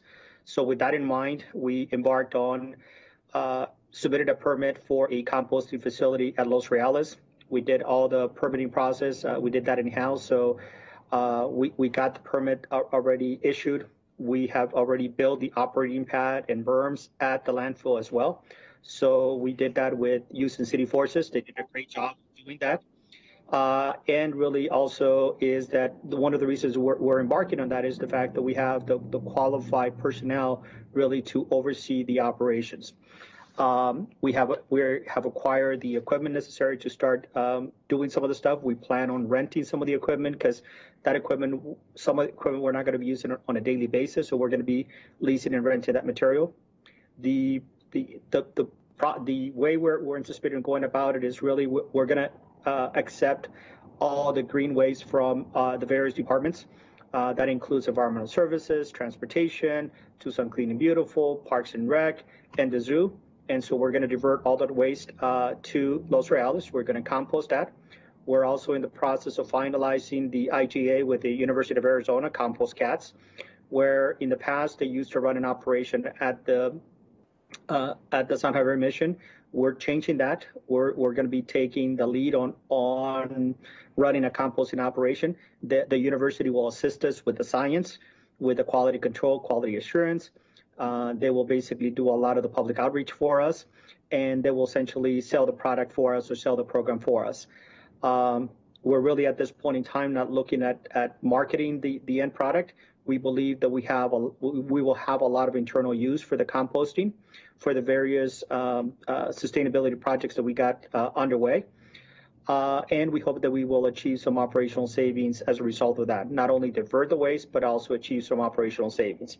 So the approach is we want to make sure that we get embarked into a new operating unit at Los Reales, make sure that we get good at it, and that we can basically identify what are the operation challenges and really what is the cost to run that operation to be in a position for to consider, the Mayor and Council to consider developing or embarking into a composting curbside program down the road. We are looking at the possibility of providing that service or making it accessible for landscapers in the area. But again, that's something that we're working on right now. So the initial thought is let us divert all of our waste, internal green waste. Let us get it processed. Let us get our ducks in a row. Let's divert that waste. Let's essentially minimize our operating cost. Let's get a good product. Let's use the product internally.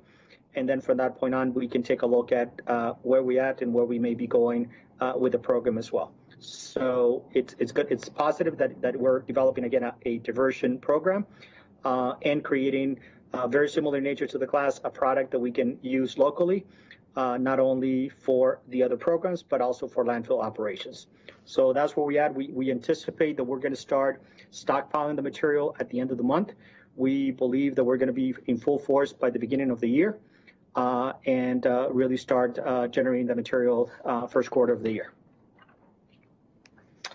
And so, Mr. De La Torre, you're working on this process as we speak in terms of diverting and composting green waste, and you said also food scraps?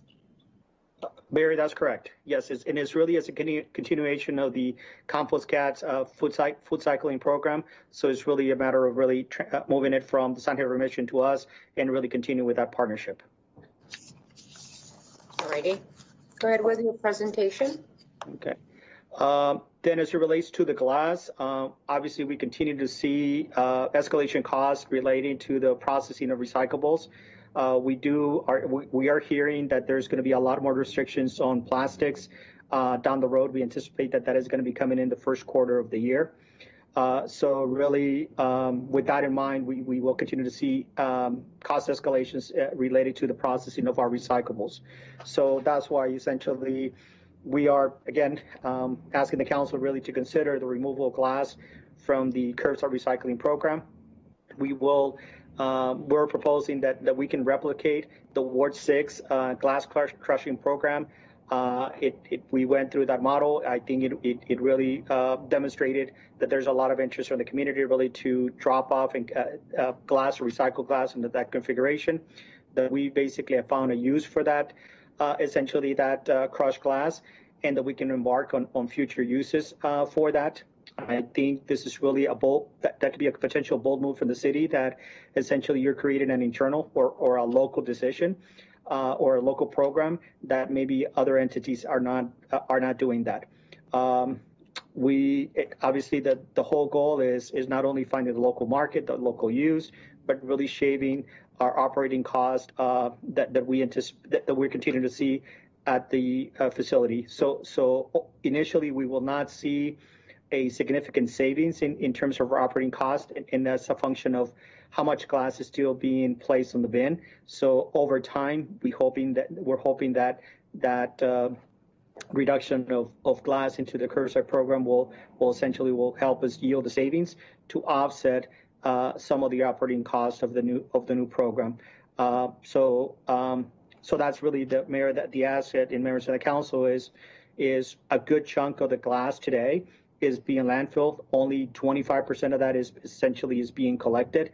And the cost of really what is cost us landfill versus to process it is a significant difference. So it goes from $100 a ton if we recycle it at the facility as compared to landfill, and that is $21.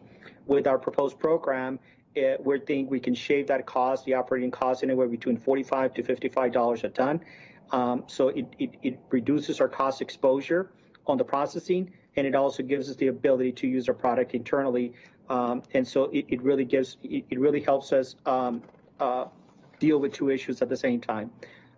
So that's essentially what the ask is really for the council to consider removing the glass out of the curbside program, for us to be allowed to really to continue with the expansion of the pilot program, really formalize our program throughout the city, deploy glass receptacles at the various neighborhood recycling centers, work with essentially downtown University of Arizona, university area merchants, and Fourth Avenue businesses to partner with them for us to collect the glass, for us to recycle and crush that glass, and really find a local use for that product. And so if the council gives us that opportunity, we would immediately start with a very strong campaign now until basically the beginning of the year. We hope that we can be fully up and running by February 1st of next year, and really getting that program essentially going. That obviously we need to, if approved, we would need to be buying equipment. We would need to set ourselves to be able to pick up the glass and really do all the public outreach before we can say that we're fully going with that program. So Mr. De La Torre, do you have a written plan, action plan as to how to go about this program, like a vision board of how it would work? Do you have a timeline because I'm actually really excited about the possibility of working internally with a glass recycling program. I know that Councilmember Kusacek has done some work on a small scale in the Ward 6 office, but I do know that glass represents about 20% of the overall recycling tonnage in residential homes. And so I wonder how we could scale up a pilot project to a citywide, since it represents so much of 20% of the tonnage that we receive from residential homes.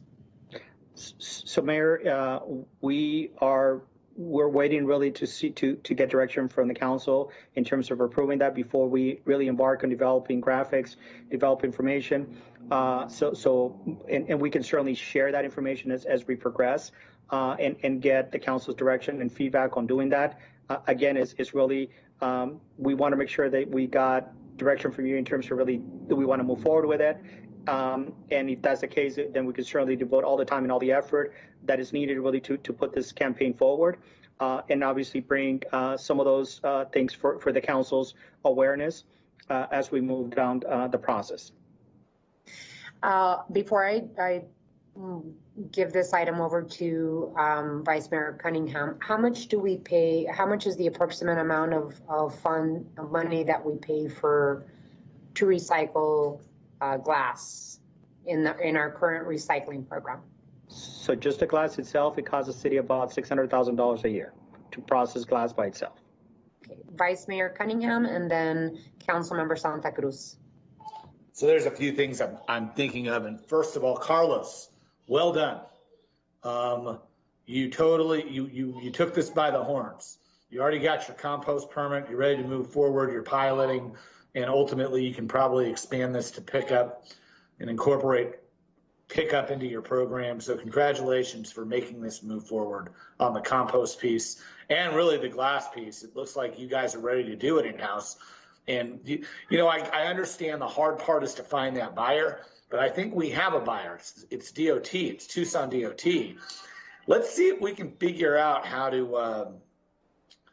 to make some asphalt in-house. And here's the deal. Even if it costs us $600,000 a year in the enterprise fund to do it, if DOT is paying $300,000 a year for asphalt to buy from you, I see it as a win for us. I see it as a double win for us. So why don't you get with Diana and see kind of where that takes you. I think that conversation's worth having. Steve Kazachek's the one who educated me on the use of glass fault back in the 60s and 70s. And I think it's something that is worth pursuing. So I'd say that piece is there, but it looks like I like how we're going to have these little pieces kind of up and moving. And then ultimately we're going to have this totally wide ranging program where we're going to be able to incorporate the glass and the compost and the paper and other recycling we already do probably with methane capture and natural gas capture. And we're going to make it kind of all encompassing. So, but you're putting all the pieces that we have to have in place to get there. And so I'm really, really happy about today. You're way farther along than I expected. This is awesome. So let's kind of get it moving so we're actually doing it.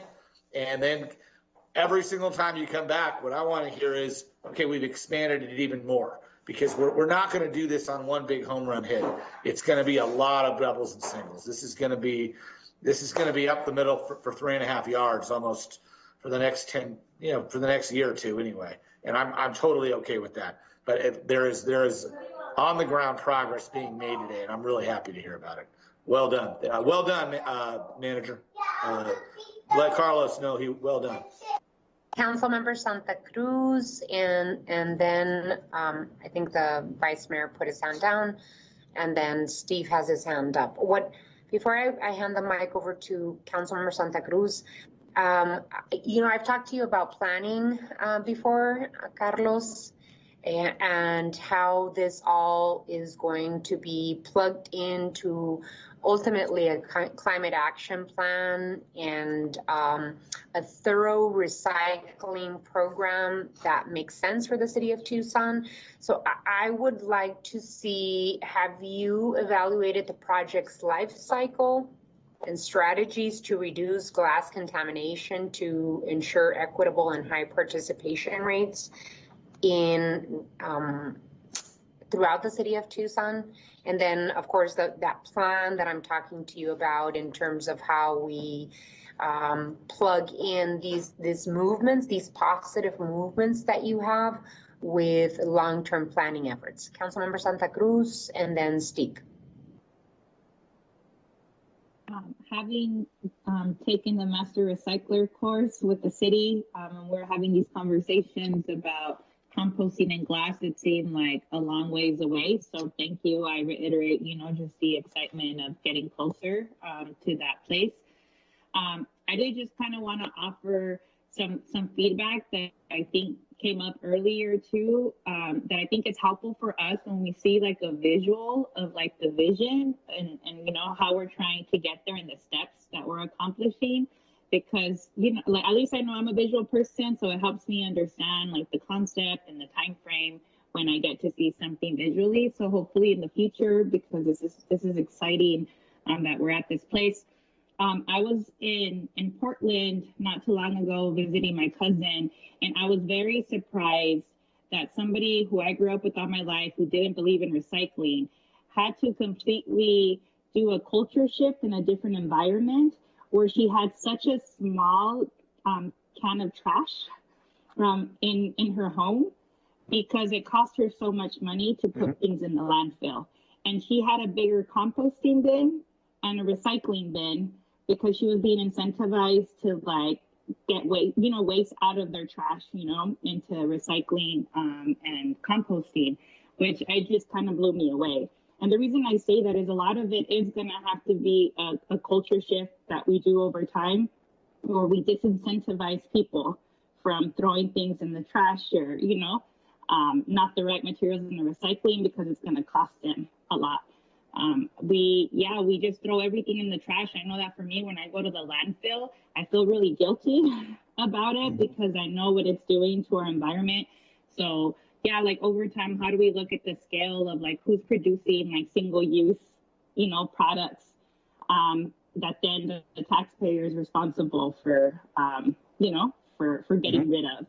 So I'm just hoping that we're thinking about all the different scales and the impact of how we create trash, and then also how can we divert it, or material, how do we divert material from the landfill? So just if we can kind of have all of that, like what does that look like, at that scale to help us, move us forward. So Carlos, in terms of that plan that, and especially visual timelines, logistics, do you have that, in your in your inbox somewhere? Can you share that information with us so that we know? I know that you mentioned being able to work with merchants associations on 4th and Main Gate and downtown. Will there be a plan to work citywide with the opportunity for to work with other areas of the city? And then my second question is, there's a concern that we have with our current recycling program when it comes to having a lot of trash and contamination in our recycling, and how we plan on education and information sharing with this program, with the possibility of recycling glass throughout the city of Tucson. And then once you answer that, then Steve, the mic is yours. So, Mayor, I know you continue to be frustrated in terms of continue to be asking me about the plan and the overall plan is, and I think, and as I mentioned to you, is the plan at least at this stage is really, we got to fight contamination. We got to address contamination. And as we move along with any programs that we develop, whether it's just continue to have a recycling program, whether continue to recycle glass in drop-off locations, whether we set up basically a composting curbside program, all of that is really tied into contamination. So it's really, so the goal is, yes, we want to develop an overall arching solid waste, a very integrated solid waste management plan that encompasses not only recycle, but it encompasses reduction, reuse, a lot of components. So we have a lot of those concepts, but before we embark on those, we got to establish a game plan on how we will address essentially contamination. So we're taking baby steps on really getting us to that point, and that's what we applied for essentially for the recycling partnership audit. So that we're relying on external information in terms of what we can do, and really ways on how we can essentially map our plan. Because unfortunately for us is whatever we do, it has to be on the long-term perspective. So we can't turn on switches back and forth. So today we say this, tomorrow we say that. Our reach is really make sure that we set up, we study the things that we need to address, we put a plan together, and that plan is really tied into the overall essentially integrated solid waste plan. So we are working on that. I don't have that in front of me, but we have all those ideas. We're assembling all that. But I think but before we essentially we finalize that, we wanted to essentially for the council to consider make decisions on specific items, and then from that point on, really move on with the programs that are essentially accepted. What is going to be the outreach, and what is going to that is needed, and then that will we can devise the specific plans around all the areas within the city that all of them are a little bit different, and we want to be essentially provide specific education, specific programs that are essentially tailored for that. We also are one of the other things that we're doing throughout the city is, in the shift is, we had a household hazardous waste collection point on the east side. So we're exploring essentially the opportunity for us to move that event throughout the city. So that way, essentially, so we're basically touching every single part of the city, and not only the diversion of household hazardous waste, but really providing shredding opportunities, provide them essentially a location where they can bring their glass. And depending on the area, it is looking at if we need to recycle textiles to be able to have that opportunity. So it's going to be, it's not going to be one single approach throughout. It's going to be based on what we're seeing and what the need is from the community at the various points. So I know you asked me that. We've been asking that for a couple of years. I think we're taking some baby steps. I think by virtue of making some decision today, will tell us what we need to do moving forward. We will devise a plan. We will share that obviously with the council as part of another informational item, and that way you guys can see where we at, what we're proposing, and really add more details to what that is on a very graphical perspective, and how the positive impact that we're trying to make out of the community from all different angles. So Carlos, you're not asking us to discontinue glass recycling just yet until you bring that to us Mayor, in another meeting? Yes.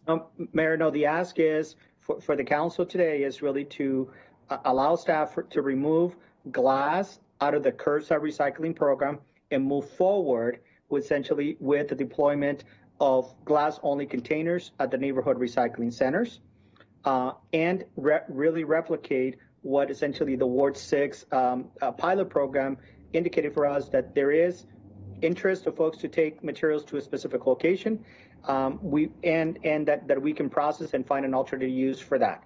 If we do that, then it alleviates us from essentially continue to pay $100 a ton to process glass, and when we basically can set up our own facility, we can cut our operating cost in halves and really find a local benefit for that glass. So the ask is, yes, let's remove it out of the curbside program, but we're standing an alternative glass recycling program where folks will have to take their glass to those drop-off locations. We will service those. Initially we will reach out the major areas that I mentioned, and then over time we're going to continue essentially embarking on partnering with other business districts, other types of entities that essentially generate a lot of the glass. But again, we don't want to be overarching at this point in time. We're taking baby steps, make sure that we get things in order, that make sure that we make the proper tweaks of the program, and as we move along, really expand the program throughout the city. Carlos, expand the program. Before you move on, I'm concerned about making a decision of removing glass right now without seeing additional logistics to your program. You know, what are the collection sites? 20% of the recyclables on our blue bins at residential are glass. How will we make sure that the glass is being recycled appropriately and equitably throughout the city of Tucson without it being diverted to waste? Because, you know, because families don't know where the recycling centers are. I don't know. I want to give the opportunity for Steve to jump in, and then I know that Councilmember Santa Cruz and then Mr. Ortega. Well, 3/4 of it is being diverted to waste right now. And I don't think this is a baby step. I think it's a step that shows us as being leaders, not just in a local market, but the international recycling market. I think Elaine had it completely right when she says this is a part of a conversation about waste reduction generally. The program on the 4th Avenue area and downtown was up and running before COVID. Every week, Carlos's people were bringing by, 5 or 6 blue barrels full of glass that were generated from bars over there and restaurants, and they were actively participating. The program, according to the material, has generated 24 tons of glass that's been kept out of the landfill as a result of just people buying into the idea that instead of throwing it away, I'm going to take it down and have it recycled. 7 days a week, multiple times a day, people are dropping stuff off, glass off to be recycled. We would have no trouble filling a dumpster just back here behind the ward office every week. And Carlos, that's, we need a dumpster here too, not just at the household recycling centers, because that people have shown since this thing started that there's absolute buy-in from this community. It fits in completely with the climate action plan. It fits in with waste reduction generally. If you figured 24 tons have been, I've sent you 24 tons, that's 16 tons that's been kept out of the landfill. And we do have a secondary market. We have multiple secondary markets. And I think, Paula's exactly right. We don't eat the elephant all in one bite. We eat it one bite at a time. And the composting program is one step. This is a step. And so we start the education program. Carlos, I think you should order that commercial scale crusher, get it en route. I don't think we have enough sites that you've identified. I don't think it's just the household recycling centers. I'd bring me a dumpster and take one to some of the other ward offices if they want to. I'd let the council members weigh in. I don't know what their space availability is, but we're ready to go. The community's ready to go on this, and I think we would be applauded as leaders by saying we're doing this. And yeah, so I'm all in on it. Yeah. Councilmember Santa Cruz. Except don't take till February to get it going. Get it going now. This is where I'm like, I think I need clarification.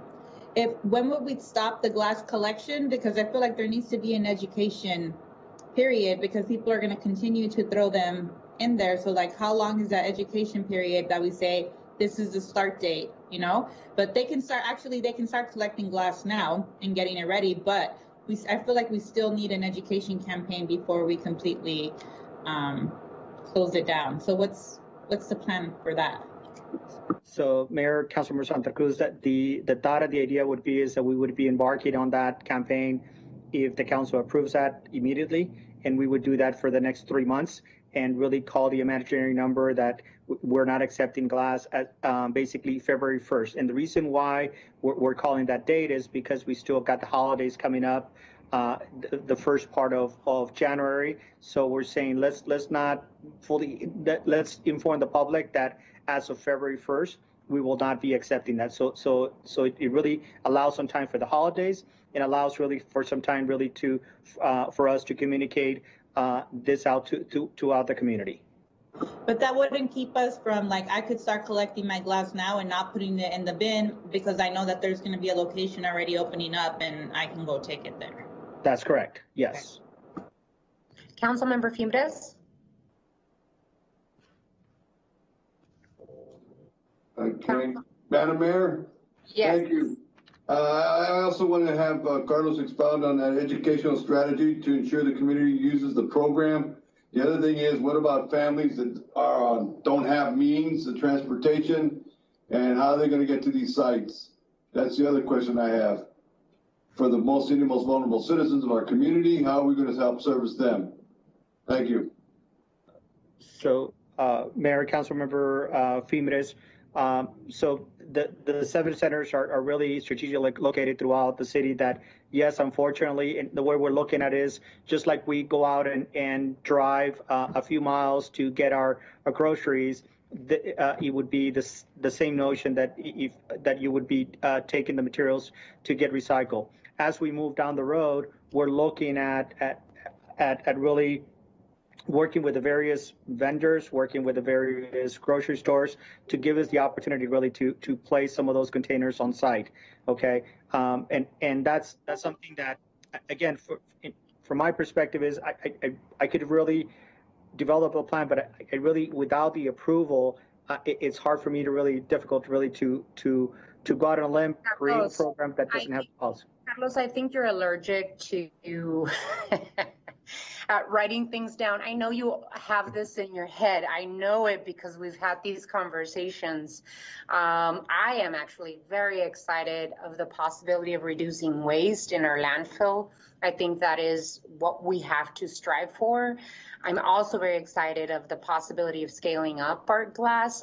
I'm glad to hear from you that we're not going to stop the glass recycling immediately until we have a plan and an educational plan and more logistics attached to this program. I agree with Steve that Tucson is ready for this. We're ready to move forward with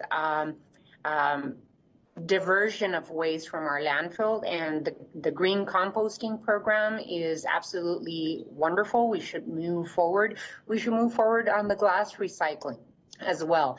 But what I do expect to see back at Mayor and Council that we can review and give you input is the logistics to how we're going to get this program done, right? What's the educational component? Where are the locations for glass drop-off? I want to make sure that we're working with residents, businesses, and others to make sure that that this program really works. So if we do give you the go-ahead tonight, you will come back to Mayor and Council and describe in writing how the logistics of doing this project, both the green composting and the glass recycling, will work. Mayor, absolutely. We can certainly be, with the approval and with the direction, we can certainly provide that and really give you very detailed information, not only in the public outreach, the logistics, the locations, everything in there that everybody would be able to see what this program is going to look like. Absolutely. Yes, we can do that. We will do that. Good, because we want to make sure that what the project plan is, right, as we move towards our goals. What's the implementation timeline, which you're giving us an idea, strategies to address the contamination issues for glass as well, equitable access to drop-off locations, which I believe Councilmember Fimbres talked about, and then engagement actions to incite participation in the community and with businesses. All of those details, and then how do we proceed with those two items, the glass and the composting, and how it will all be connected with our climate action and adaptation planning as well. We can take steps forward and then make sure that we adjust as we put together longer term and holistic strategies for our environmental services and our landfill mitigation and waste reduction. All righty. Alrighty, if there's no other comments, then Mike Ortega had something earlier on, and do you need a motion to proceed with both of those programs? Because I'll make it proceed with both of the programs. I also see Councilmember Fimbres' hand up, so Mr. Ortega and then Councilmember Fimbres. Mayor, thank you. And I just wanted to provide a little bit of frame to the discussion because I think it's important, and I think, Mayor, the way you summarized it was good, and I just want to reinforce it. So thank you for doing that. I was nervous about having a conversation that would imply that we're not going to take glass any longer. I think that was one of the pieces that when we had this discussion before became problematic for everyone. So I want that crystal clear that we are not embarking on we're not taking glass. The conversation that I think and the commentary has been excellent to give us an idea of the framework for the discussion going forward. And it had always been my intent to come back to you with more conversation. This is really an update on the composting program, which we were already working on and developing, but really to get thoughts from the glass piece of this. And so the intent that I've always, at least as we were going down this, was to come back to you with more specificity on some of the things that you outlined, the timing, the education, et cetera. So I just wanted to make sure you summarized it, but I wanted to emphasize it so that, no one misinterprets that, this is a wholesale change, if you will. This is real, again, incrementally to update you and then to make sure that you all are okay with that direction. We'll come back in the near term with some more information. Thank you, Mayor. Thank you, Mr. Ortega. Mr. Fimbres? No, I was just going to say, I thought Steve was going to make a motion and just follow through this, but I want to see the time frame, the time when we're going to be implementing this and the educational component, that we're going to let our citizens know what the changes are coming to and phasing in and phasing out the other issue, and then also other sites besides the 7 that he has located now. Thank you. So just so that you're hearing us correctly, I think we're all in agreement. In moving forward, bringing back much more logistics, Carlos, on this program. I think we're ready to take additional steps in this process. Do you need a motion to move forward, or do you pretty much have the gist of the direction that my colleagues on the council have given? Mayor, ideally, a direction really to move forward with the plan as presented will be better. But obviously, there's a lot of consensus from the council in really moving forward. What the other alternative would be is I can come back at the next meeting, provide essentially all the detailed information, almost like, hey, we're ready to move, we're ready to go. And it's just really just a verification for the council really to see what that overall game plan is. And then just basically ratifying that and just moving that forward. I just didn't want to create something without really the council's approval. Okay, some input. Right, with some input. So now I see the consensus that the council is interested in pursuing what we have presented. We just need to provide with specificity and just what is the actual details of the plan, some graphics and everything else. So that way the council will feel a little bit better on saying, yes, we're making a decision. And here's how we're going about it. Okay. All right. I think that's perfectly okay. You've got our input, you got our feedback. I think you have good direction to proceed and then come back with with your plan, right? Your vision for continuing this forward. And I think we're. Wait, does he need the motion or not? I don't think so. I think he's got the gist of the direction and feedback and input from the mayor and council. I think we all ready to move forward. Mayor, it sounded to me like you don't need a motion right now. Carlos has gotten your input and he's prepared to come back with the whole plan so you can consider it and give your final direction at that time. Final blessing. Okay. On the 20th. I think that's good. 20th, if you can work it, Carlos, come back on the 20th. Will do, Mayor. Okay. Thank you.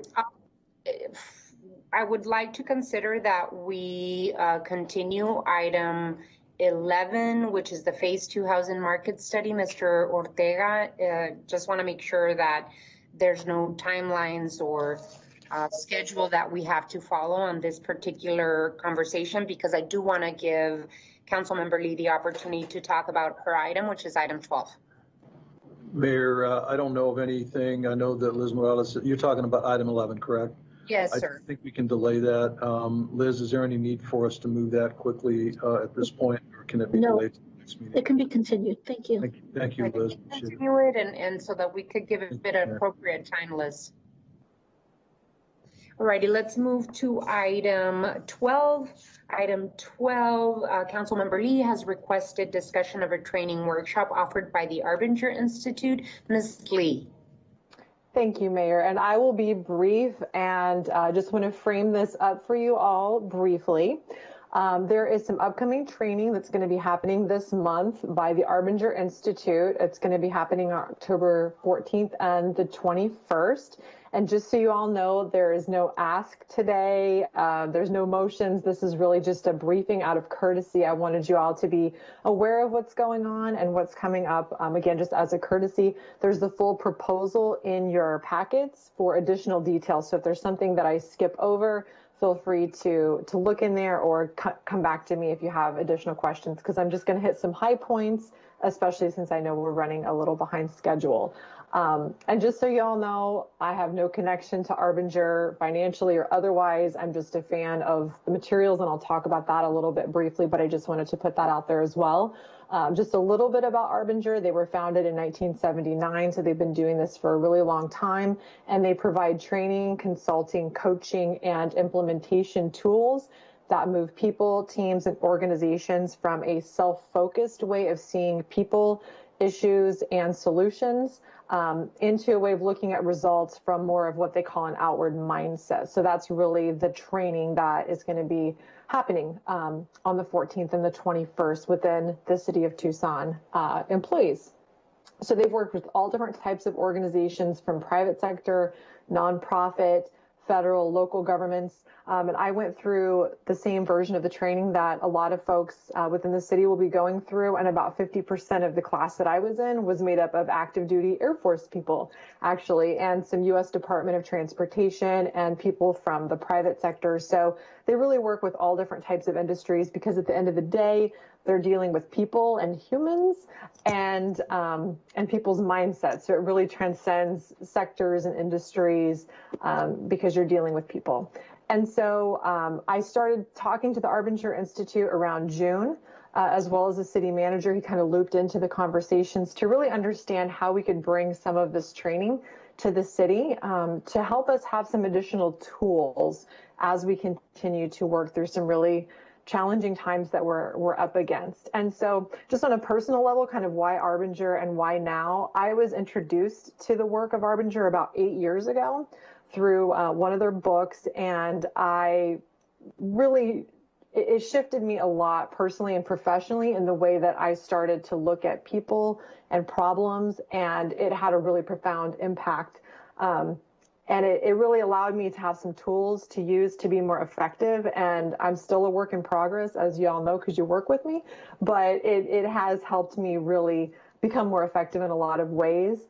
And so, around the June timeframe, I thought, is there a way that we could possibly bring this in and give our folks some additional tools as well to navigate things like COVID, because we're going to be continuing to deal with this into 2020, the economic conditions of all of it, and the new way that we're working in a lot of the challenges that we're going to be up against. So I really wanted to frame this up for you all as my colleagues and for the executive leadership team and any of the City of Tucson employees that might interact with this material, because I realize a lot of the people within the city government have been here for a long time, and I'm new, so I don't have all the answers, but I just wanted to do what I could to make this information available to as many people as possible, because it really has had such a profound impact on me. And that's really what my intention is. I don't think that any of the departments or people or our council are broken in any way. It's just really to be able to give us some tools to look at things and each other a little bit differently. So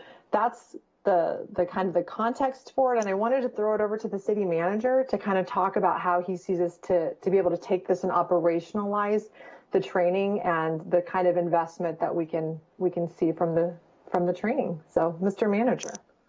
Thank you, Councilmember Lee. I appreciate it, and Mayor, members of the council.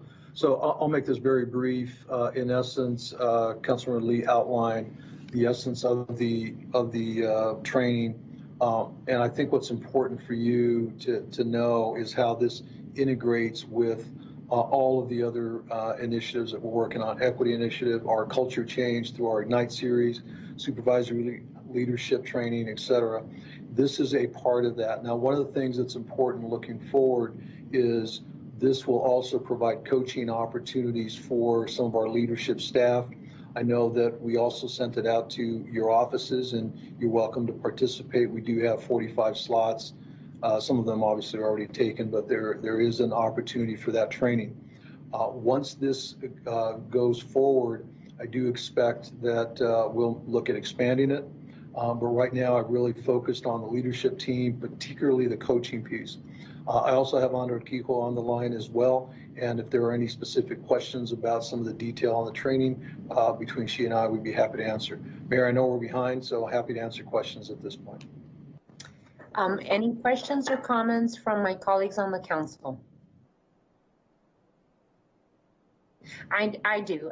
I'm excited about this opportunity, and I am a believer in coaching and training. I believe that we should be investing in training for our staffs, and I want to make sure, though, that this particular training really is working with diversity, equity, inclusion, and the equity assessment work that we're doing, just to make sure that they're lining up.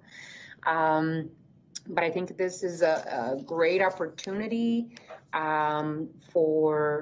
I like the personal coaching and then the outward mindset. So implementing coaching in the person, and then an outward mindset that really goes with public service. So, and Councilmember Lee, you say none of us need this, but yes, we do. You say we're not broken, but we are. So I appreciate you bringing this opportunity to the council and our leadership team at the city manager's office, and open it up for my colleagues if they have any comments or questions about this. Hearing none, I think that you're all good to go. Thank you for bringing this opportunity to all of us. Really appreciate it, and looking forward to hearing how the training goes. Maybe I should take it. I don't know. Anything else?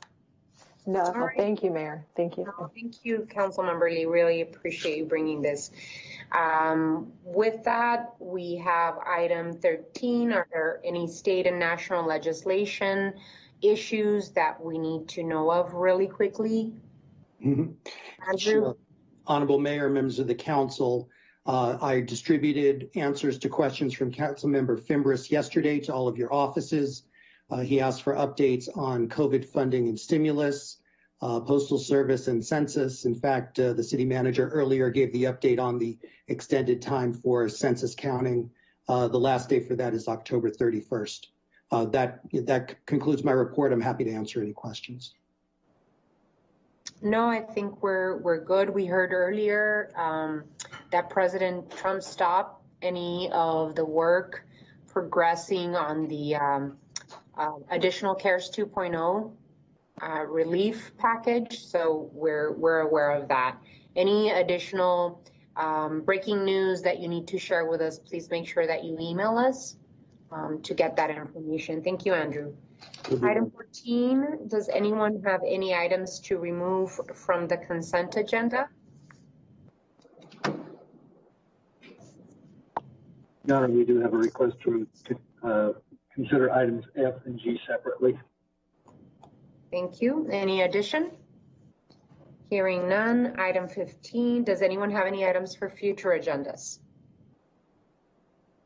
All right, hearing none, does anyone? Madam Mayor, I have two. I think I told you I was gonna bring in what the Salvation Army for November, their new practices, what they're doing to help also with the COVID issue. And also there's a memo coming also with the study session, the census 2020 deadline, and what it means now that we've extended it. Excellent. And also get an update on what we've been doing. Thank you. Thank you, Ms. Councilmember Fimbres. Then with that, study session is adjourned. The regular session begins. I'm going to give you a little bit of a break at 6 p.m. The next meeting will be Tuesday, October 20th. I'll see you right at 6. Take care, everyone.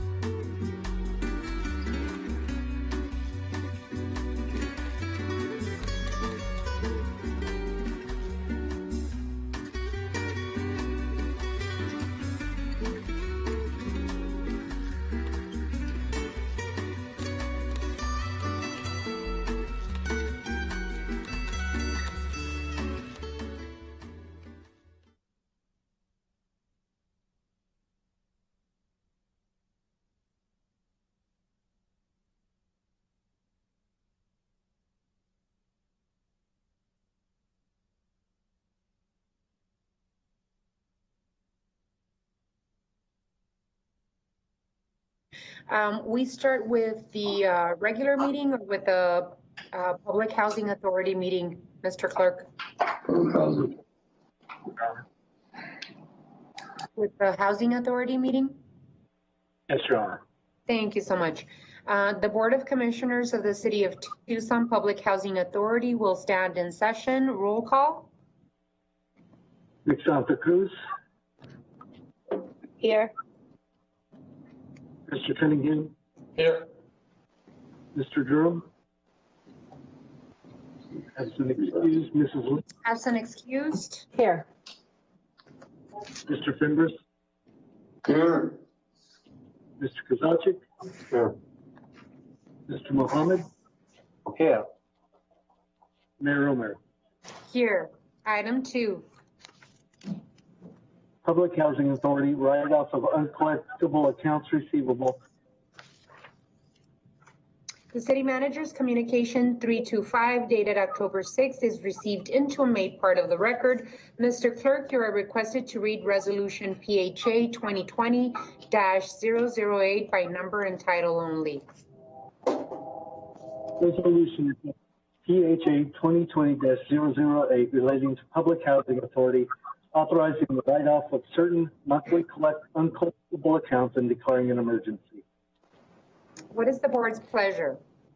Ma'am, I motion to pass and adopt Resolution PHA 2020-008. Second. There's a motion and a second. Any discussion? Hearing none. Roll call. Ms. Santa Cruz, Aye. Mr. Cunningham, Aye. Mrs. Lee, Aye. Mr. Fimbres, Aye. Mr. Kozaczek, Aye. Mr. Mohammed, Aye. Mayor Romero. Aye. Resolution PHA 2020-008 passes by a vote of 7-0. Item 3. Public Housing Authority monthly board report on programs and financial operations. City Manager's Communication number 326 dated October 6th is received into and made part of the record. Is there a motion to approve the monthly board report? Madam Mayor, I move to approve the monthly board report as presented. Second. There is a motion and a second. Any continued discussion? Hearing none. Roll call. Ms. Santa Cruz, Aye. Mr. Cunningham, Aye. Mrs. Lee, Aye. Mr. Fimbres, Mr. Kozaczek, Aye. Mr. Mohammed, Aye. Mayor Romero. Aye. The motion to approve the monthly board report passes by a vote of 7-0. Item 4. Approval of Public Housing Authority minutes. City Manager's Communication number 327 dated October 6th is received into and made part of the record. Is there a motion to approve the minutes of the September 9th, 2020 meeting? Yes, I move that we approve those minutes. There's a motion. May I have a second? Would be second. No, it'd be 7. There's a motion and a second. Any further discussion? Hearing none. Roll call. Ms. Santa Cruz, Aye. Mr. Cunningham, Aye. Mrs. Lee, Aye. Mr. Fimbres, Aye. Mr. Kozaczek, Aye. Mr. Mohammed, Aye. Mayor Romero. Aye. The motion to approve the minutes of the September 9th, 2020 meeting passes by a vote of 7-0. Item 5. Adjournment. The meeting of the Board of Commissioners is adjourned. The Mayor and Council will now convene a regular meeting. Thank you, Mr. Mohammed. Thank you, everyone. Thank you, Madam Romero. Thank you, everyone. Bye. Have a wonderful evening. You too. Thank you.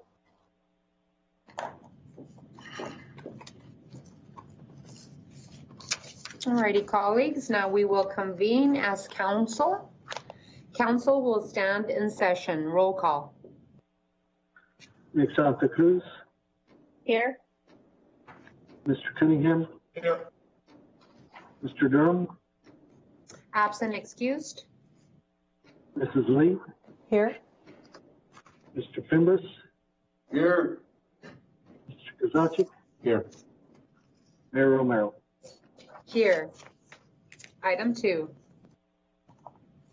Invocation, appointments to boards, committees, and commissions. The invocation will be given by Ana Marufo, staff member for the city clerk's office.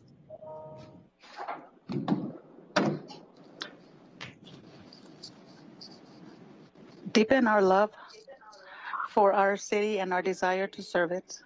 Strengthen our power of self-sacrifice for our city's welfare. Teach us to uphold its good name by our own right conduct. Cause us to see clearly that the well-being of our city is in the hands of all its citizens. Amen.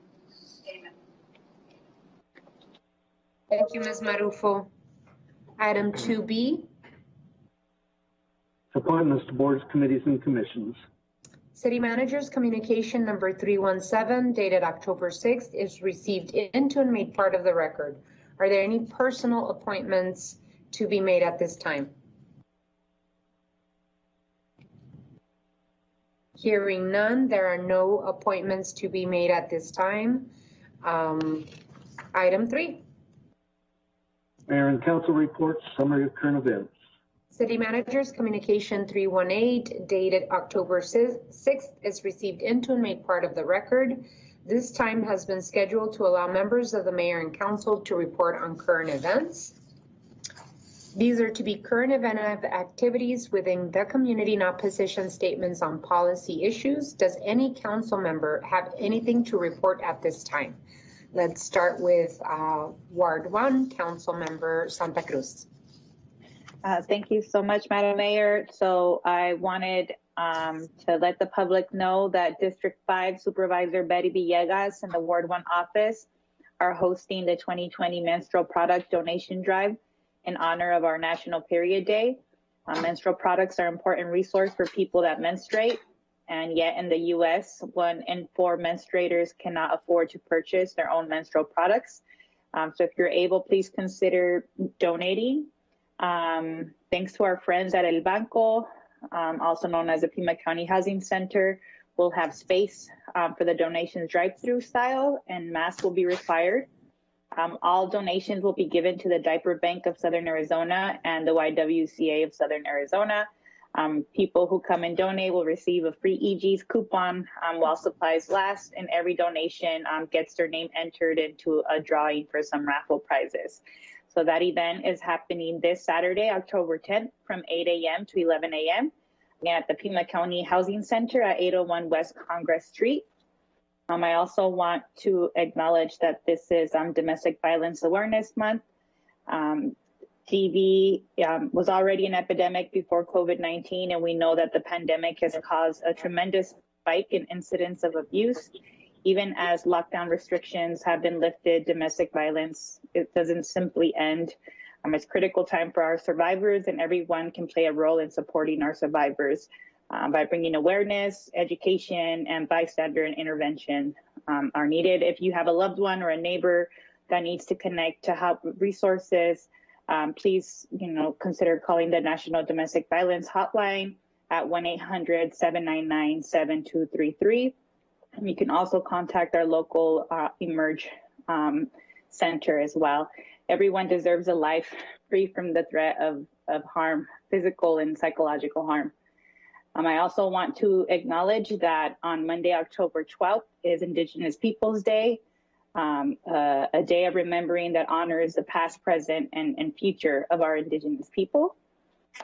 The other event that we have is this coming Friday. I'm going to get to help do some bike wrenching at the Elvira Bike Repair. It's in preparation for the Slow Streets program that's coming into the Elvira neighborhood. So that'll be happening this Friday. And then just a reminder that we need our public's voice in the upcoming elections, and that there's still time to register to vote. Arizona has extended our voter registration deadline from this past Monday till October 23rd. It takes 2 minutes and everybody can do it at the servicearizona.com, where you can register in English or in Spanish. That's it. Thank you, Councilmember. Vice Mayor Cunningham? Just a reminder that there are 3 sites open for COVID testing. If you feel you got exposed, if you're worried, if you got a call from a friend that found out they had it, or you're just in general feeling a little under the weather and guessing a little bit, there's no harm in going to get tested for COVID. So I urge you to do so. And if you do have it, make sure you quarantine and follow your doctor's advice. Thanks and have a great day. Thank you, Vice Mayor. Councilmember Lee. Thank you, Mayor. Just want to remind everyone that October is Breast Cancer Awareness Month. 1 in 8 women will develop breast cancer, and with her permission and support, Patty from our office has been very open in sharing her story, her survival story twice with breast cancer. So just want to take 30 seconds to share her story tonight. At 28, she was first diagnosed with aggressive stage 4 breast cancer, and she was given a 50-50 chance of survival past the 5-year mark. And 20 years later, she beat those odds, but then was dealt another blow with breast cancer diagnosis in her other breast. And she's still continuing that fight today, going strong. But in summary, what she said, and to use her words, is all this to say, early detection saves lives. Be your own advocate for your breast health. If you feel or see something, do not ignore it. Get checked out regardless of your age. I'm here, I'm alive, and still fighting every day because I didn't ignore or put off getting things checked out. So I know with COVID, a lot of folks might be deferring preventative appointments, but we want to encourage everyone to make sure that they're prioritizing their health, especially with Breast Cancer Awareness Month. So thank you to Patty for allowing us to share her story, and hopefully people will be inspired by that. So thank you to Patty for that. We are doing our first neighborhood scale stormwater harvesting project in Ward 4. We're doing a community tree planting on October 10th at 9 a.m. We're planting 15 trees. So we want to give a shout out and a thank you to Tucson Clean and Beautiful and the 4 neighbors who took on this project for the betterment of their neighborhood. We're really excited about this project. And last but not least, we have our final Ward 4 Town Hall of the year. We're going to take a pause for November and December. And that's going to be happening October 28th at 5:30, and that's public safety focused with Chief Magnus and Chief Ryan. Information can be found on our Facebook page as well as our TucsonAZ.gov/Ward4. And that's all from me today. Thank you, Councilmember Lee. Make sure that you count those trees for the Million Trees Initiative. Absolutely. Who's next? Councilmember Fimbres? Thank you, Madam Mayor. It's sad news that reporting on the passing of a former Ward 5 Council aide, Abe Marcus. Abe served as an aide for Ward 5 from 1989 to 2010. Abe gave his heart and all of his efforts to help improve the quality of life for all our citizens. His knowledge, expertise, and compassion will be missed. Abe began his service in the city of Tucson. Abe's work was focused on serving the neighborhoods and the greater community through the allocation and the use of the city's federal community development block grants funding, youth enrichment programs, the Back to Basics program, and the day-to-day constituent work that all council officers take on. Abe lived a life of service for the community and our nation as he was a veteran of the United States Navy. He worked for Congressman Jim McNulty and the University of Arizona prior to joining the Ward 5 Council office. Abe's long career gave him a great experience and knowledge about the community and the working of the city, which he was always willing to share with council aides in order to help them serve the community as they came into service, the newly elected council members. The Tucson community in our Ward 5 neighborhoods and many community organizations benefited from Abe's work. He was always ready to help make Ward 5 a better place to live, work, and raise a family. He will be missed and remembered. On September 24th, I had the privilege of taking part in the plant beautification project at the Thomas Price Center in Ward 5. Mayor Romero, Cassandra Becerra with Congressman Grijalva's office, Carlos de la Torre, and the City of Tucson, EGSD, and Ward 5 staffer, Mayor Kuchar, joined me in the planting of trees. The 20 trees planted were part of the Mayor Romero Million Trees Initiative. Also, 170 plants were also planted with the help of Tucson Clean and Beautiful. I also want to thank the Mayor's Trees efforts, Tucson Clean and Beautiful, and all those who have helped to plant these wonderful trees. We've had several projects going on in the neighborhoods. Pueblo Gardens and South Park have also planted trees. I want to take this time to also thank Tucson Fire Department Captain Laura Baker. Laura Baker was the first woman to obtain the rank of Assistant Chief in the Tucson Fire Department, leading with integrity and strong leadership, set the tone for the fire department. Captain Baker retired Friday after 26 years of distinguished service to our community. One of the projects I was fortunate to work with her was the smoke detector installation program, helping many Ward 5 residents out to ensure they have smoke detectors and working smoke detectors. I want to thank Captain Baker for being a pioneer for her service, courage, and compassion, and for the sacrifices she has made for our community. On September 22nd, I had the privilege of recognizing Tucson Police Captain Matt Ronstadt for his service in our community. Captain Ronstadt retired after 25 years of service. I want to thank Captain Ronstadt for his commitment. And on another note, Madam Mayor Arnold Palacios, who worked for the county, Pima County One Stop, many of the different jobs that he had with Pima County, retired also on Friday. He had 45 years of service. Congratulations, Arnold, and wish you the best in your next chapter of your life. He helped many citizens through Los Artes program, and many of those went on to become great elected officials and other candidates for in the police department and fire department. And also the first day for in-person early voting is tomorrow, Wednesday, October 7th. Vote by mail ballots are also being mailed out on Wednesday, October 7th to those who have signed up on the Pebble list. People have until Friday, October 3rd, 23rd to request a vote by mail ballot. For more information, you can call the Pima County Recorder's Office at 724-4350. And I want to thank the mayor for her leadership in organizing the COVID-19 testing places, locations in Ward 5. It's been a big hit. It's well needed down here. And you can go to our site and you'll see it. And I want to thank El Rio Health Center also for their work on this. Thank you, Madam Mayor. That's all I got. Thank you, Council Member. Really appreciate it. And a shout out to Mr. Palacios in Pima County. I did work underneath him when I used to work in Pima County Youth Employment Program, and it was a pleasure. It's always been a pleasure to work with Mr. Palacios. He will be missed. Council Member Kozaczek, do you have any current events? Fimbres took all of mine.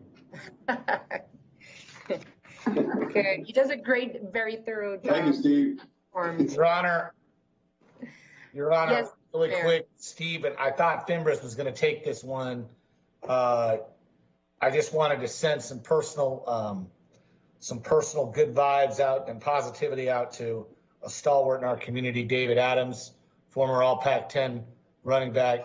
He had a stroke, and he's apparently feeling pretty good, but I just wanted to recognize him and send him some thoughts and prayers and best vibes we can for a speedy recovery. He's a Sunnyside grad, Madam Mayor, and a terrific person. Had a radio station, helped a lot of kids, mentored them also, and moved them to the work. Thank you, Paul, for mentioning him. Thank you. Thank you, Council Member Vice Mayor. Item 4.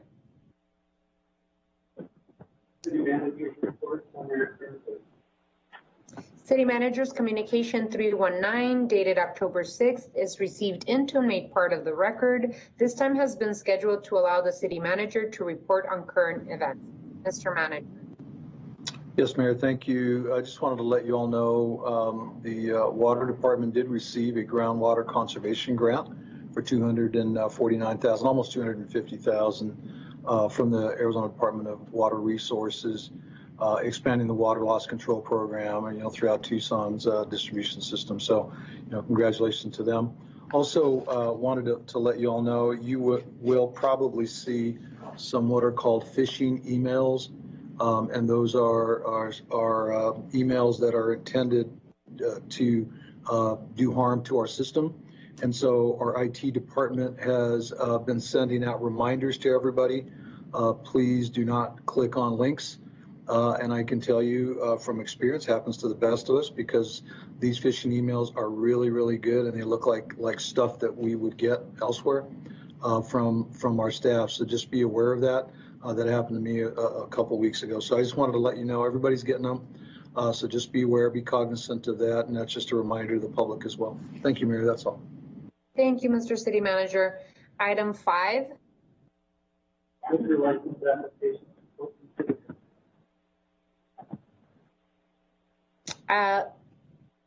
Could hardly hear you, Mr. Clerk, but I know that we're item 5, so I'm going to go ahead and read.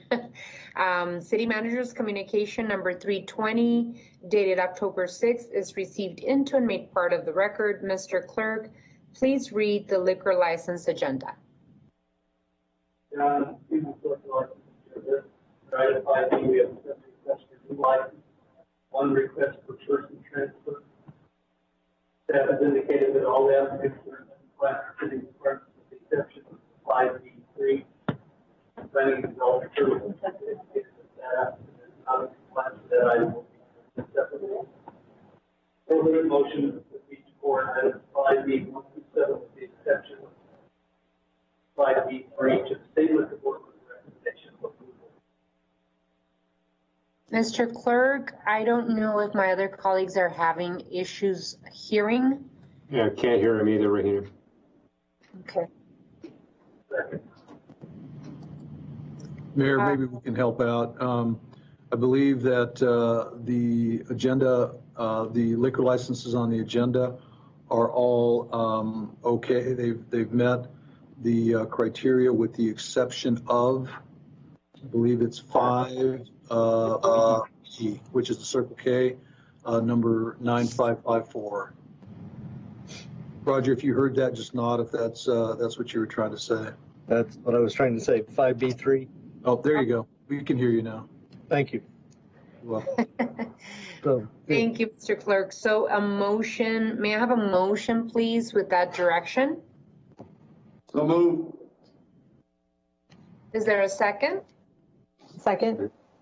So there is a motion and a second. Any further discussion? Hearing none. All those in favor indicate by saying aye. Aye. Aye. Aye. Any opposed? Motion passes. So we have a separate item for item 5. Yes, Your Honor, that's item 5B3. It is the Circle K store number 9554 located in Ward 6. Steve? The information simply says that PDSD indicates that they're not in compliance. Scott Clark popped on. Are they in compliance now? Honorable Mayor and Council, they were notified on August 4th, 2020 that they needed to submit a complete set of building plans so we could determine setbacks, heights, and if they were appropriate. So no, they're not in compliance yet. Then I would move that we pass the application on to the State Liquor Board with a recommendation of denial. Second. There is a motion and a second. All those in favor indicate by saying aye. Aye. Aye. Any opposed? Motion passes. Item 6. Call to the audience. All righty. At this time, the public is allowed to address the mayor and council on any issue. Speakers are limited to 3-minute presentations. Call to the audience is scheduled to last 30 minutes. Pursuant to the Arizona Open Meetings Law, individual council members may ask the city manager to review the matter, ask the matter be placed on a future agenda, or respond to criticism made by speakers. However, the mayor and council may not discuss or take legal action on matters raised during call to the audience. Mr. Clerk, do we have any speakers for call to the audience?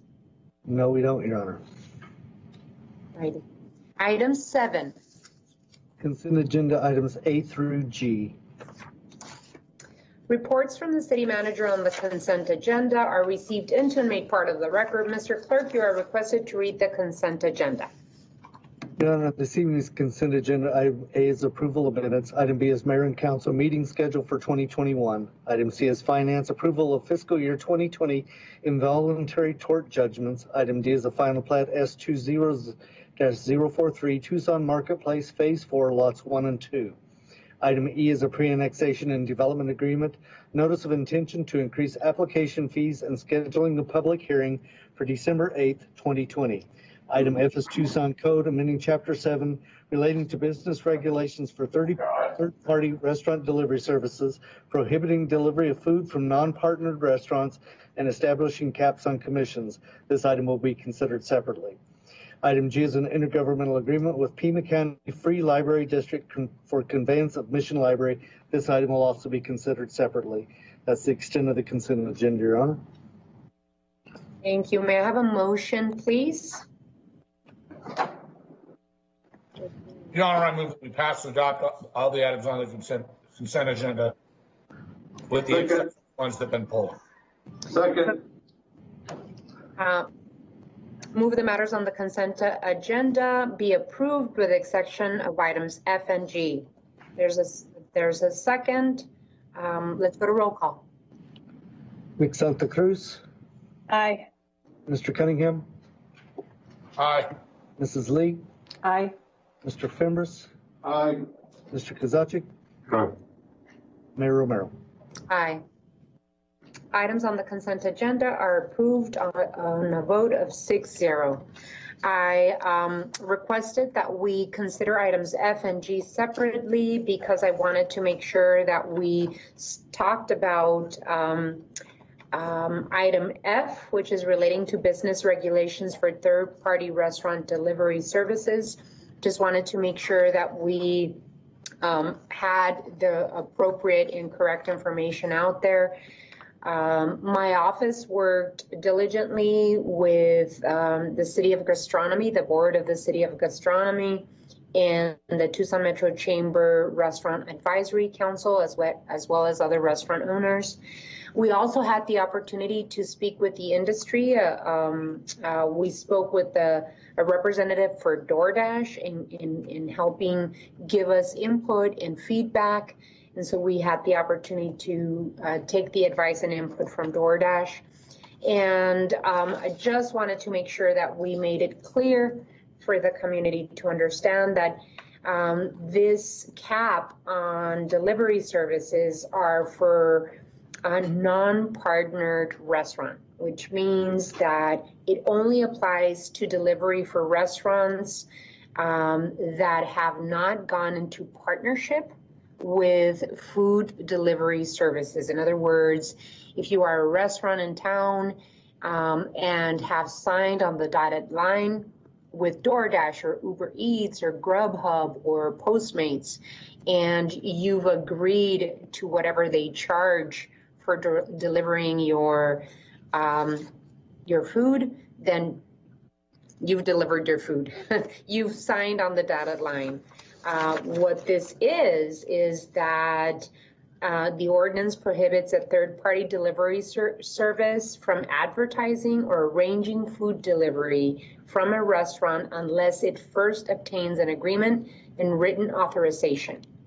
The ordinance caps commission at 15% of the purchase price of the food order. This cap goes into effect October 15th of this year and remains in effect so as long as any limitations on dine-in service remain in place under the emergency declaration. The cap on commissions applies to those restaurants that are most vulnerable and that have the least negotiating leverage with the delivery service platforms. Specifically, it applies to restaurants that have fewer than 5 locations operating within the city. The violations constitute a civil infraction with a fine up to $1,000 per violation. I see Mike Rankin's hand up, so I will hand over the mic to Mike. Here, and the way you've summarized the fundamental components of the ordinance is correct. I just want to add that the prohibition on these third-party delivery services either advertising that they deliver for an establishment or actually delivering food from an establishment, and prohibiting that practice for non-partnered restaurants. The effective date of that is set for January 1st. And the reason for that is to give the industry an opportunity to adjust to that change in their business model. It's consistent with the same action that's been taken in the state of California, which has imposed the same prohibition and made it effective at that same time, January 1st of 2021. With respect to the restaurants with whom they are partnered, the 15% commission cap that you referenced, there is a delay in the effective date of that until October 15th. And that restriction will only remain in place during the time when there are restrictions on dine-in service on restaurants still in place by virtue of the emergency declarations, either at the state or local level. So thank you for your summary and for pulling it off the consent. Thank you, Mr. Rankin, for adding to what this ordinance is and is not. Any question or discussion? If not, may I entertain a motion to approve the ordinances as presented to Mayor and Council? Your Honor, I'd like to move that we pass and adopt the ordinance pertaining to restaurant delivery. Second. There is a motion and a second. Any further discussion? Hearing none. All those in favor indicate by saying aye. Aye. Aye. Any opposed? Motion passes. Thank you so much.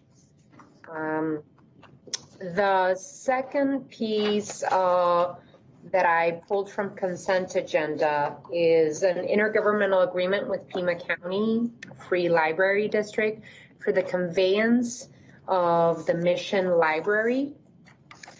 This particular conveyance is at the request of Pima County, and the conveyance is, the Mission Library is owned by the city of Tucson, and Pima County is requesting that the city of Tucson convey the property, and really the county has plans to invest funds to the Mission Library and rename the Mission Library in memory of Chairman of the Pima County Board of Supervisors, Richard Elias. I think it is a wonderful remembrance. I think it is a wonderful partnership between the city of Tucson and Pima County. As a matter of fact, I've requested from the city manager have a conversation with Pima County Administrator Chuck Huckleberry to make this partnership,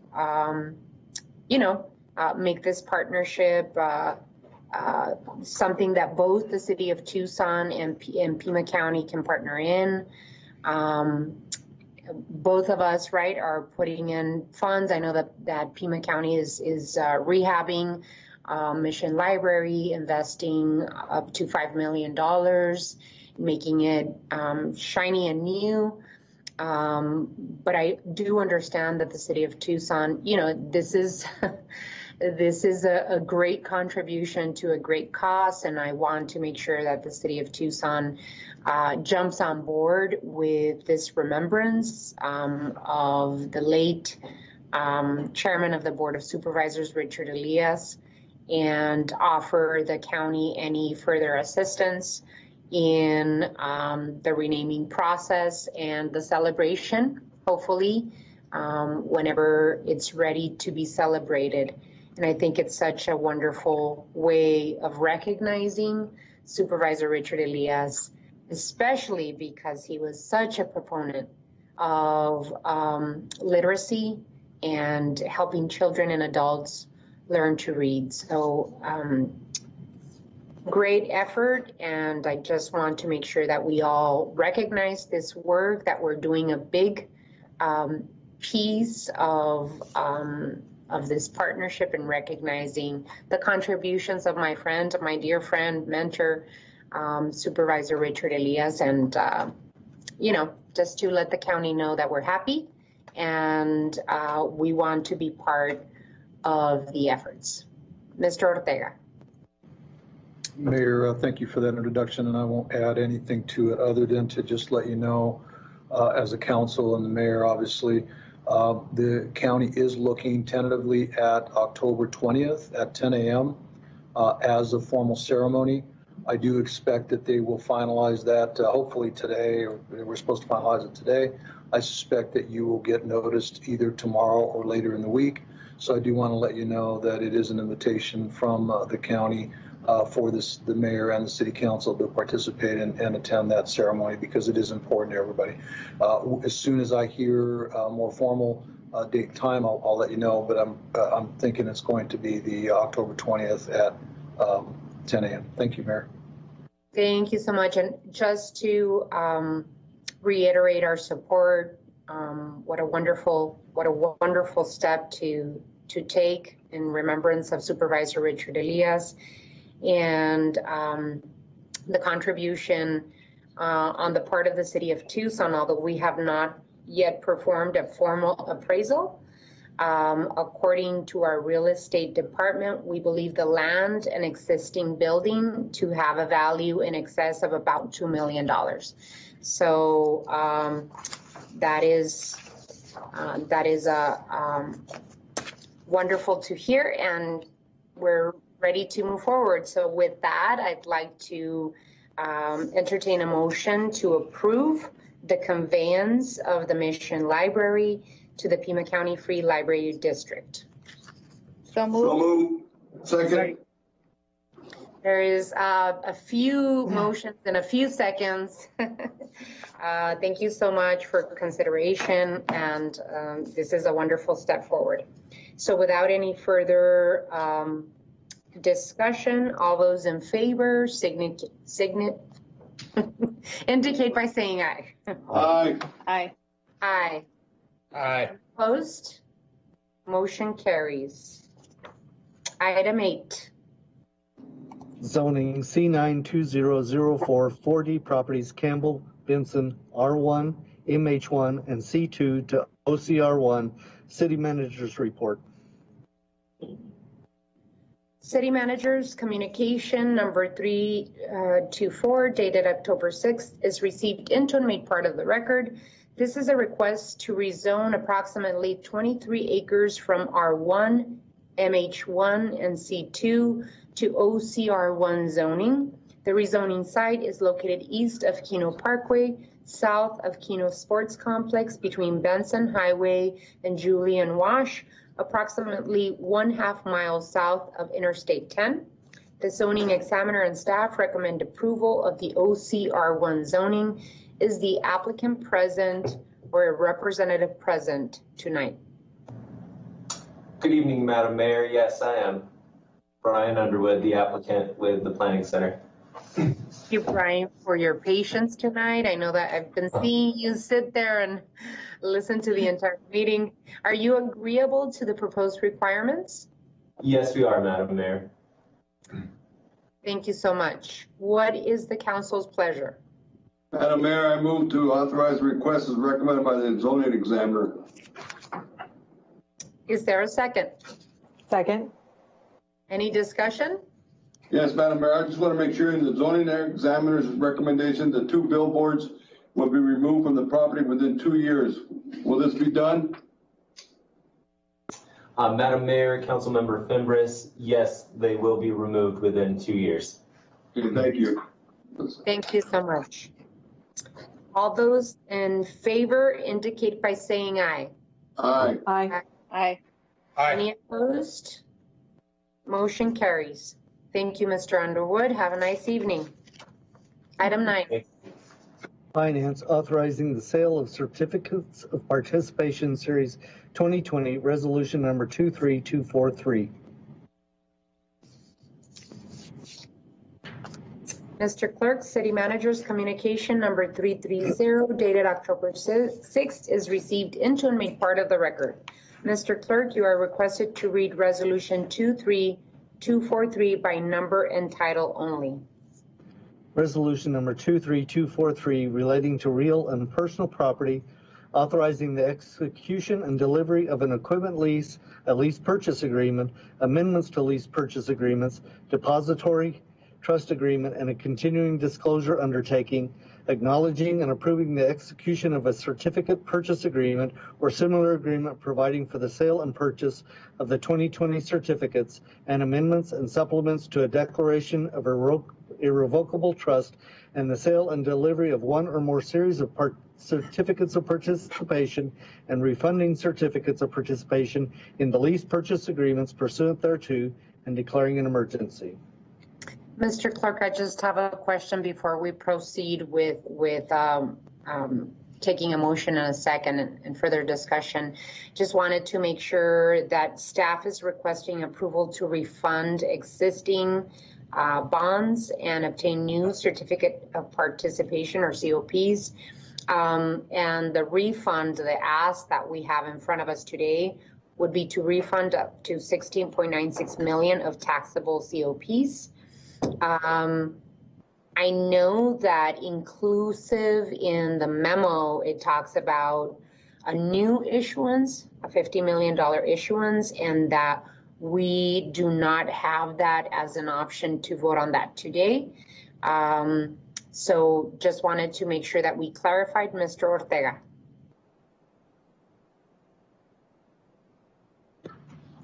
Yes, Mayor, and thank you. So the council does have the option of the new money. However, my recommendation is that I know that there's a lot of question.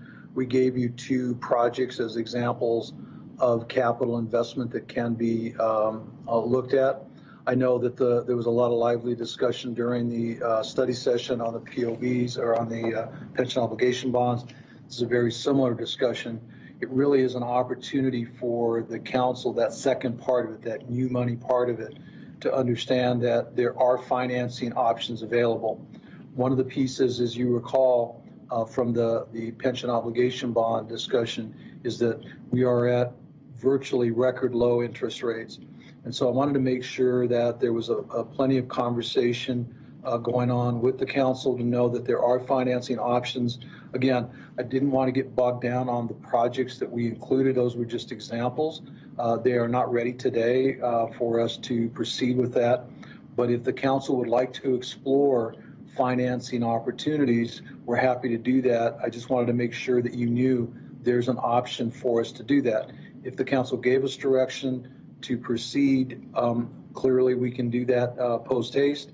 And as you heard earlier, the interest rates are going to hold forever. And so time is of the essence in these conversations, Mayor. Joyce, did you want to add anything to that? No, actually, I was going to cover the same thing, Mr. Ortega. It is an option for Mayor and Council. We wanted to provide all flexibility, all the financing.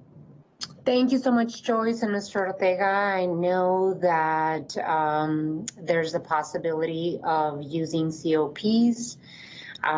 What I would want to make sure that we're moving on quickly today is refunding the $16.96 million. I think that the possibilities of new issuance for new projects should be brought to study session to have a full and thorough discussion of the possibilities and be able to have choices for Mayor and Council to consider. The methane gas capture facility, the Mayor and Council gave direction to make sure that we have a complete assessment as to how that is going to move forward, what the consequences of those decisions are going to be. And I don't think that we would be ready to move on a new issuance of COPs for that one in particular. And then the 15 million for the Wi-Fi, I know that we've invested, maybe about $9 million on Wi-Fi approval and IT approval expenditures for that. I would recommend that Mayor and Council have a study session item to have full and thorough discussions on the possibilities of using any new COPs for us to move in the future. I see Vice Mayor Cunningham's hand up and Steve as well. So Vice Mayor.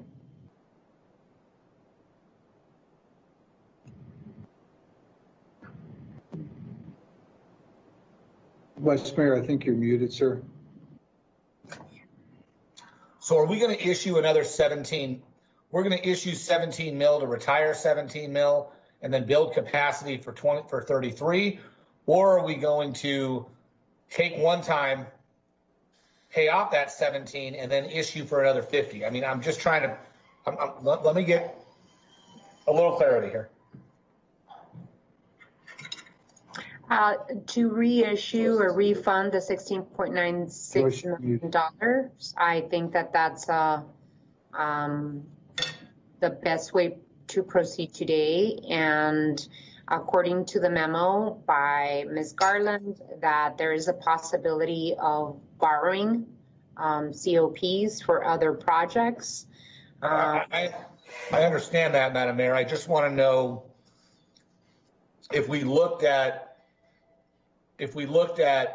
paying cash on the debt retirement and then issuing after the fact. I'm just, would that increase the 1.57 in savings? Joyce? That's an interesting question. Did we look at cash? No, we did not look at using our cash. You know, we're in a position right now where we don't know what our cash flow is. It's possible. We could definitely do that if council would us prefer to use our cash to do that, but we definitely would see interest savings, and that's what this transaction's for. No, and I get that, and I'm not trying to throw I'm not trying to throw a wrench in the works here. I just want to explore the idea. Look, sure. if we're gonna get the 17 million back, and our debt service is going to remain constant, but we're going to be sitting on an additional $35 million in cash, then my suggestion would be we dump our cash, pay off the entire thing instead of, I guess it doesn't matter which way you slice it, but I'm guessing there'd be a little more savings. It doesn't matter. I was just trying. So we're going to issue 17 tonight. We're going to retire 17 and issue 17 tonight. And then we're going to talk about capacity for another 33. Is that? It's a little bit more different than that, but for now, I think if you want to recall, we did actually pay off water utility bonds with cash last year. We do look at that option, but right now, given the situation we are in with COVID and the financial risk, I tend to want to hold on to cash a little bit. Hence the reason for financing. And that's even with these projects is, I think with the market being so low, it's an opportunity to use debt in a good way rather than, it's like if you can with a mortgage, sometimes you'll mortgage for your tax savings and so on. Now, how far out are we extending the life of the bonds? We don't extend the life of the bonds. Okay, then I'm good. Steve? Yeah, I agree with that. Protect the cash while we're in this condition. Question for Mr. Ortega: when are you going to be bringing back to the study session the conversation about renewable natural gas?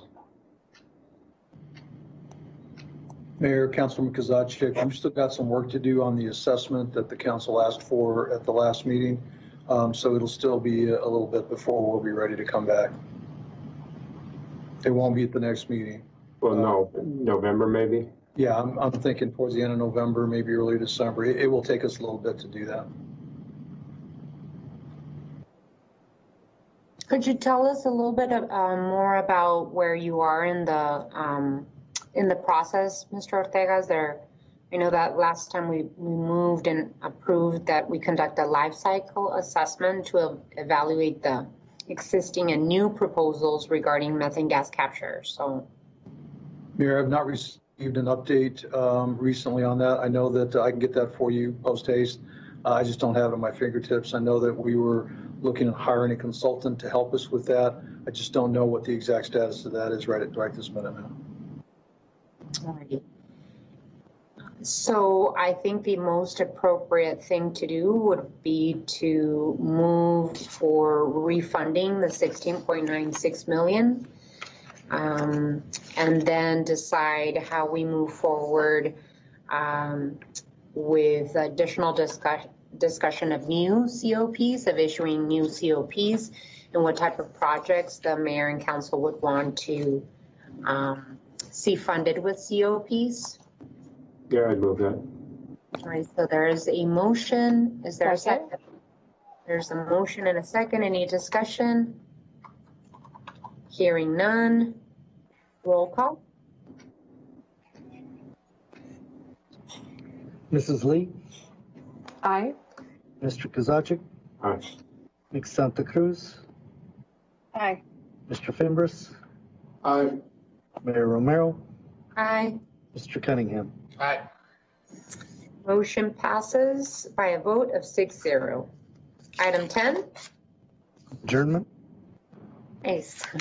Council will stand adjourned. The next regularly scheduled meeting will be on Tuesday, October 20th at 5:30 p.m. With that, thank you everyone and have a great rest of your week and a nice evening. Thank you, everyone. Bye-bye.